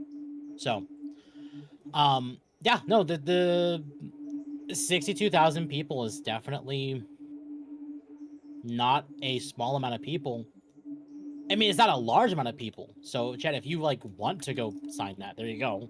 I don't know how much of a difference it's going to make, but I definitely know that Amazon's feeling this one. I have seen mass cancellations of Amazon Prime in droves because of this. And it's bad enough Not that people are surprised. really pissed off at The Boys season 5. Yeah. Which So I'm going to be Yeah. honest with you. There is a problem with not just with Amazon. It's a lot of these media companies. They have people who can't separate their damn politics from the writing, and the whole purpose of people sitting down watching TV shows like The Boys was meant to be a parody of superhero culture, right? Mhm. And the overabundance of it and everything else. And they just went and they turned it into this political metaphor. Yep.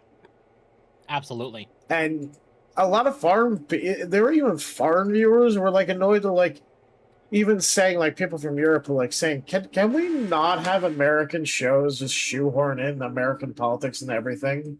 Because it's like not everybody follows it. Or cares. Yeah, exactly. Like that's the thing that people don't seem to realize today. Is just like tell a good story, people will follow. Right. The problem is, though, like I said, you got a lot of writers now that come out of these colleges and places like that, these schools. They're not capable of thinking outside of their worldview. Mm-hmm. And then What? I'm sorry. No, go ahead. And then like they treat their writing like, oh, well, you know, everybody should, you know, why are you getting mad at me? Everyone should follow my worldview because I feel that my worldview is right, you know, and if you agree with me, you're wrong. That kind of mentality. Yeah. No, exactly. Exactly. What happened to the original Stargate writers didn't want to implement anything that these Amazon writers wanted to, so they went and striked. Yes. I would believe that. So here's something and this is something that they're probably trying to do as well. SG-1 through Universe worked with the U.S. military. You know, they had some people like generals, colonels, majors, you know, whatever, basically helping the actors kind of get the roll down. You know, if they wanted to be accurate to, you know, a military style show, they wanted the actors to know what the hell they were doing. You know, that's props to that. And realistically, given how the current U.S. military is under Trump, I'm sure that had to play a factor. You think so? I do. I think they were salty because of the current state of things. And with some of the decisions Hegseth has made with the military, that a lot of the progressives are like clutching their pearls over. Mm-hmm.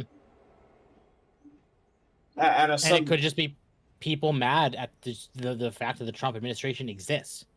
That too. Or the lack that, like, Trump's like, no, you can't have trans people in the U.S. military.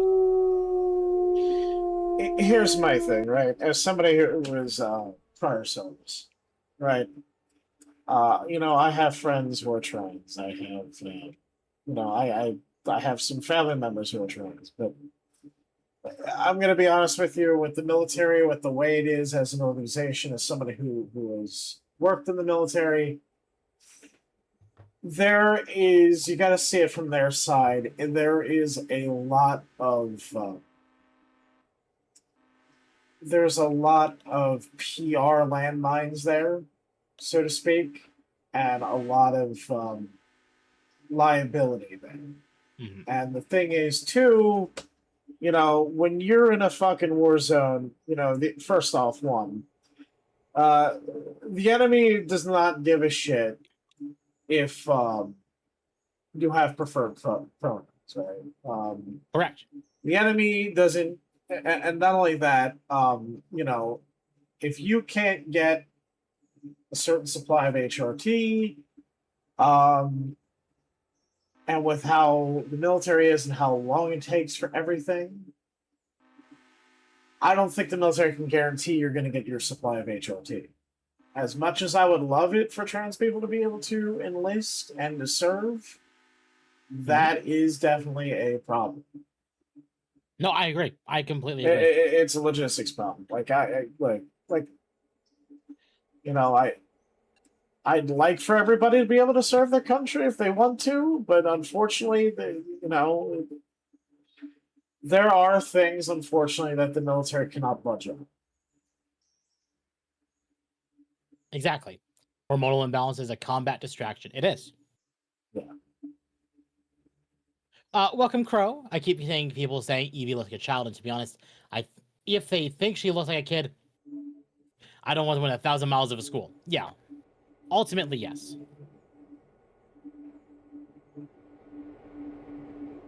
So,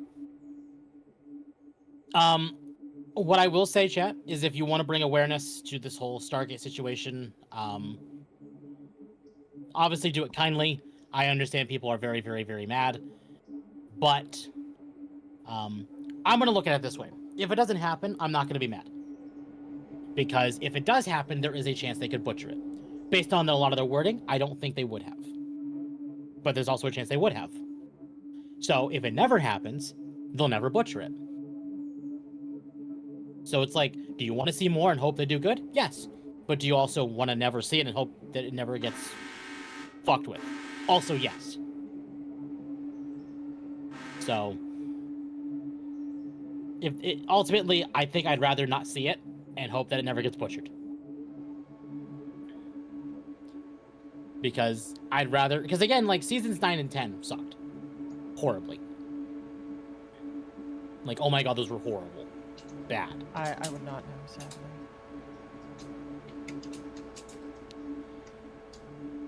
Ugh. So, I don't know. I just kind of want to bring that to attention so people who are interested in this would be able to see this and, you know, form their own opinion. But ultimately, they canceled the show because they want to make a version later without the original creators involved for the modern audience. They actually actively said as well that the franchise is not dead. They just canceled this project because the creators were not willing to follow their demands. Instead, they have canceled this project and have decided eventually they'll make a new one that appeals to the modern audience. So, that sucks. I hope that if that's the case, the entire franchise just dies. And they move on. Honestly, with the way things are with writers these days, maybe it's for the best Stargate just ends where it ended off. Yep.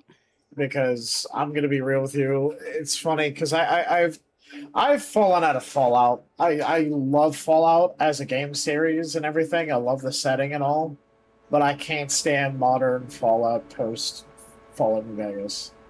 And I'm not trying to sound like one of those. And you know what the thing is, younger Fallout fans act very accusatory, and the older Fallout fans be like, you hate the new Fallout fans because we don't worship New Vegas like you do. It's like, no, I prefer Fallout games like New Vegas over the newer cartoony, you know, more quote unquote light-hearted amusement park take on Fallout that Bethesda has done lately. Mm-hmm. I mean, if you want to fucking play Fallout 4 and Fallout 76, fucking play them. I don't give a fuck. I'm not going to tell you can't fucking play those games. It's just, I don't particularly like that type of Fallout. That's all. Oh, yeah, absolutely. If there was a way where maybe fucking Bethesda could, you know, appeal to the new fans, but also give shit for the older fans, that'd be fucking great. But unfortunately, we don't live in a perfect world. That's never going to happen. Because Todd Howard's a fucking vindictive cunt. No, absolutely, he is. I completely agree with that. But yeah. I like 476 on their own, but not the same way as New Vegas. Yeah. But like, getting to my point though, I was gonna say is like, you know, you got people say, "Oh boy, I hope they make a Fallout in New York. Oh, I want a Fallout base in Philadelphia. I want one in Hawaii. And I'm like, dude, with the state of Fallout 4 and the state of Fallout 76, and how greedy Bethesda is right now, do you really want a new Fallout game? Really? Like, do you really want a new Fallout game under Bethesda? As nice as it would be to have a Fallout and all these like really cool settings, I don't trust the current people holding the IP to make a decent Fallout game. Yeah. These days, yeah. And considering the fact how petty Bethesda's gotten, like, there was a really good fucking total conversion mod that was halfway through being done called Fallout New Wave in Mexico, where it was going to take place in Mexico, New Mexico, and it was even going to have a language barrier mechanic, where if you didn't know how to speak Spanish, you couldn't interact with certain NPCs. And it would get you into trouble if you said the wrong thing.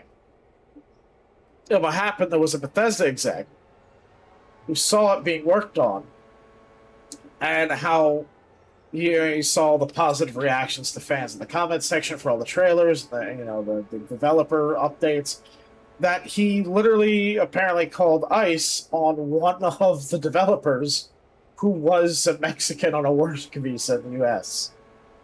in order to shit-can the development. I said something for Destiny. Do you really want current Bungie to make Destiny 3? Exactly. It's like, do I want Destiny 3? Yes. Do I want current Bungie to do it? No. Nah. Sorry if I was. No, you're fine. Rebel. So I'm gonna make the executive decision. It has been 3 hours. Uh-oh. I think we're gonna be done for the night. Oh, really? Gotcha. Yeah. Sorry. It's late for a lot of people. Sorry if I took up... It's 1 o'clock for me. Yeah, it's 12 o'clock for me, and I gotta be at work at like... Oh, I gotta leave here at like 8 o'clock to get to work by 9, so... Yep. So, chat, that's gonna be it for the night. If you all enjoy the content I produce, I would greatly appreciate it if you have to like, subscribe, hit the bell for more notifications, join the Discord, as it is the best place to know when I go live. I will be back on Wednesday. There might be a shift in the schedule. There might be a slight shift this week. Wednesday might be Final Fantasy 14, with Friday potentially being Friend Swap night. We'll see. But I'm going to try and confirm those details before the schedule goes out tomorrow. Otherwise, chat, if you like the content I produce, I recommend you join the Discord, as it's the best place to know to go definitely live. go follow Tim if you guys have not already. And if you really like the content, I would actually recommend becoming a member of the channel.